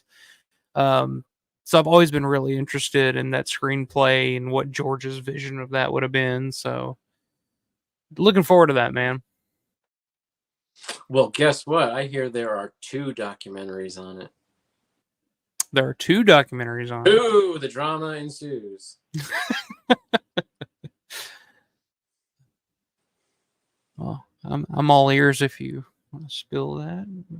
Okay. Oh no, I don't want to get involved in that. No. Okay, I'm just putting it out there. I don't know. We'll see. But if you put your ear to the ground and look around out there, you'll see what I'm talking about. You'll find what you seek. Mm-hmm. Tom Adkins seems like a regular guy. Yeah, he's a Pittsburgh guy, so he's got that Pittsburgh thing about him, or that working class type of thing. Okay, so come by George Dimmick's booth. We'll have footage playing for you to check out. Awesome, man. I'm really looking forward to that. I think it's going to be a really interesting thing. Because that's one of the, like, to me, I was so hyped when that that first like Resident Evil movie came out, and then when I saw it, I was just like, oh, this is not what I was wanting. I was like, it should have always been George's thing. I don't know. That's what they were ripping off. But anyway, I have many thoughts on that. It's too late, and I'm peed too bad to. Since says he was in Touch from the Hood as well, coming back from the dead. Oh yeah. John V says I was more curious about Tom Wright working with Steven Seagal and Mark for Death. That'd be interesting. Mm-hmm. Brandon says, "Thank you. The distributor just needs to release it." Well, I mean, I've heard it on multiple, like it's got a buzz to it. I've heard people talking about it all over YouTube, like Dead Pit, one of my favorite YouTube channels. I've heard them mention it quite a few times. So tell that distributor to get off the fucking ass and distribute that shit. We're ready to see it. Let me see. Any other guests? Are there any guests that are appearing for the first time? I know that there's quite a few first time appearances this year. Any stories you want to share on some of them? Like I know Susan and John Cosgrove is one that right. They're going to be first timers. How did they come about? Well, yeah, I've been, of course, the information of who she is and what her name is comes from a commentary. I mean, Mm-hmm. like you've mentioned before on one of your shows, like Christine's always there saying, "Hey, that's Susan Cosgrove. That's Maxine Lapidus. She watches the movie during the commentary and points out all these people." Yeah. I probably pointed out that's Susan Cosgrove or Susan Langa Cosgrove on one of the commentaries. So I knew about her for many years, and a friend requested her a long time ago. And we actually had her scheduled for an event for Living Dead Weekend previously, and I forgot about this. But in April, I was looking back at past events and looking at people's photos and things because I don't get to see everything. So it's good to look at the photos for me since I'm doing tours and all different things. And I saw she was announced as a guest in March of 2020. Oh. So just days before everything shut down with COVID, she was announced for the 2020 show. That's funny. Which never happened. Okay. Yeah. Maybe she got frightened off by COVID, and then when we rescheduled it for 2021, the Day of the Dead reunion and Return of the Living Dead reunion, she wasn't scheduled again. I don't know what happened. I had never contacted her about that. But then when I started working on guests in April this year, getting everybody together, I was thinking I'm going to try her again, see what's going on with her. So I private messaged her and told her the details and said, "Hey, you want to be a guest with us?" She's just like, "Tell me more, And by the way, I have this photo of me and my husband, John. He was also in the movie. And it's from a photo booth, the photo booth in the mall, the hallway, where you hear the stories where the zombies would take their photos and then replace them with the regular people's photos in the booth. Right. There during the mall's opening hours. So people would see that. And so she had one of those photos, just one, really low quality. She doesn't even have the original anymore. and it's her and her husband John, and they had just filmed their scenes, and then I tried to look for him in the movie, and he's nowhere to be found. And I know I posted about this, and other people tried to figure it out. And there's one character, one zombie that looks like it could be him, but they said it's not, and the hair is parted on the wrong side. Blah blah blah. I really combed the movie looking for him, and he can't be found because I wanted to make a nice photo for him. Have something to sign. Yeah. His photo booth photo they gave me was really low quality. So what I ended up doing is I couldn't find him, and I ended up, putting that photo through AI and doing some heavy photoshopping and blurring of blemishes and things, and the result is pretty good. And I had to do it, and I spent a lot of time on that stupid photo, frankly. But I wanted them to have that at the table because it has him and her, Yeah. and because if he's sitting there and you have all these guests from Dawn of the Dead and you can't even see him in the movie, people are probably going to skip over him. People are going to still skip over, maybe some lesser zombies and stuff. But at least if they have that photo, you have him there with her in the photo, and maybe you can get both of them to sign that, And then there's proof also that he was there, Some people not even want him on the poster because, you can't even see him in the movie, blah, blah, blah. But at least they have that one photo.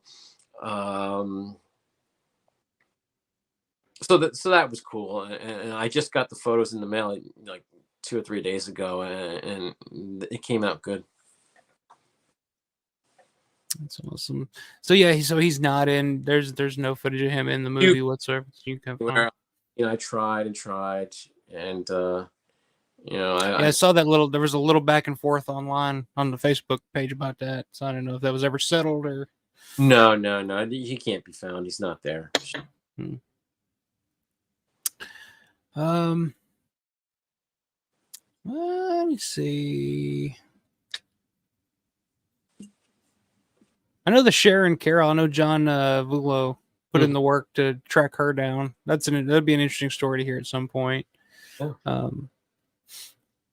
But yeah, Living Dead weekend, guys, is coming up this Friday, Saturday, and Sunday, 7th through the 9th.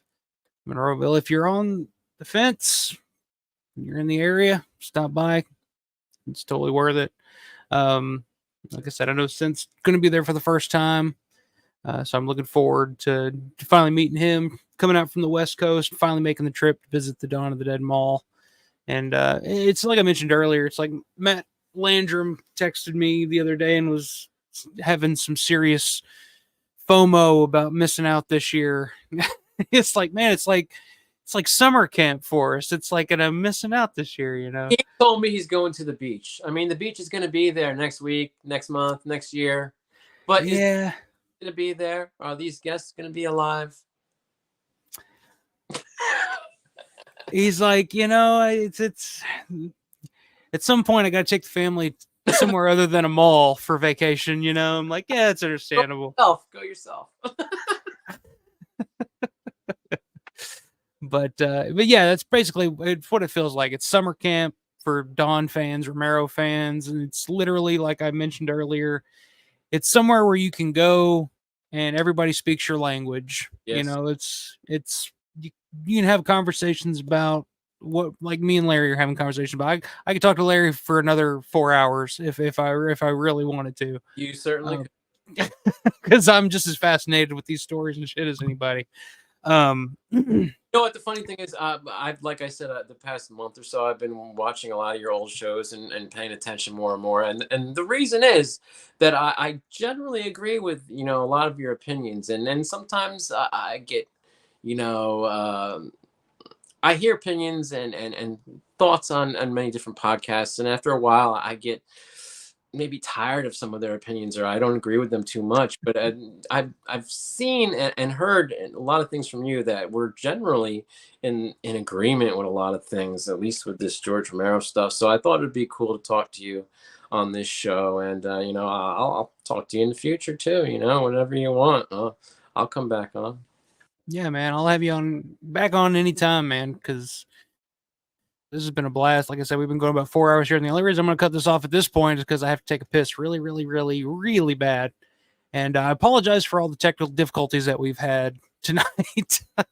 Hopefully I can iron those out before next time. But John says going we get the first time was easily one of the best decisions ever made. So listen to John here, and if this is going to be your first time, if you're on the fence, like I said, you won't regret it. It'll be the best decision you ever made. I appreciate that, Synth. Alva has a great channel. I've learned a lot. I really appreciate that. Like I said, I started doing this because I was inspired by different entities, WGO and radio, which I talked about earlier. I was inspired by so much, and I like talking about this stuff. I want to talk about this stuff. I want to find like-minded folks that like to talk about this stuff too. And it's a fun way for me to spend a Saturday night. And it gives me a creative outlet to do funky shit that I want to do, like videos and stuff. I don't know. For promoting the Living Dead Weekend so much, you've been mentioning it for the past few months on your show. Yeah, I mean it's not because I'm getting paid to do it or anything like that, or I'm trying to like weasel my way into something. It's just because that's a big deal to me in my life. I like going because, like Matt Landrum said, it's summer camp for me. It's like, oh, I get to go and be around my people for a few days and then have to, get away from, real life and go talk about Dawn and George for a couple of days and immerse yourself in that. Sure. No piss bottle. That's a good idea, though. I should invest in one of those. Or a jug. I might need a jug at this point. Let's see. Since it's great to see Larry here, look forward to meeting him. Larry's like, I look forward to anybody I haven't met before. And sharing the love of George Romero. Spreading the word, spreading the gospel.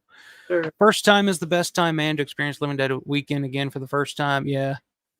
Oh, dude, going to the mall for the first time, like I warned my fiance ahead of time, like I will probably cry when I first get there, and I teared up. Yeah, I did.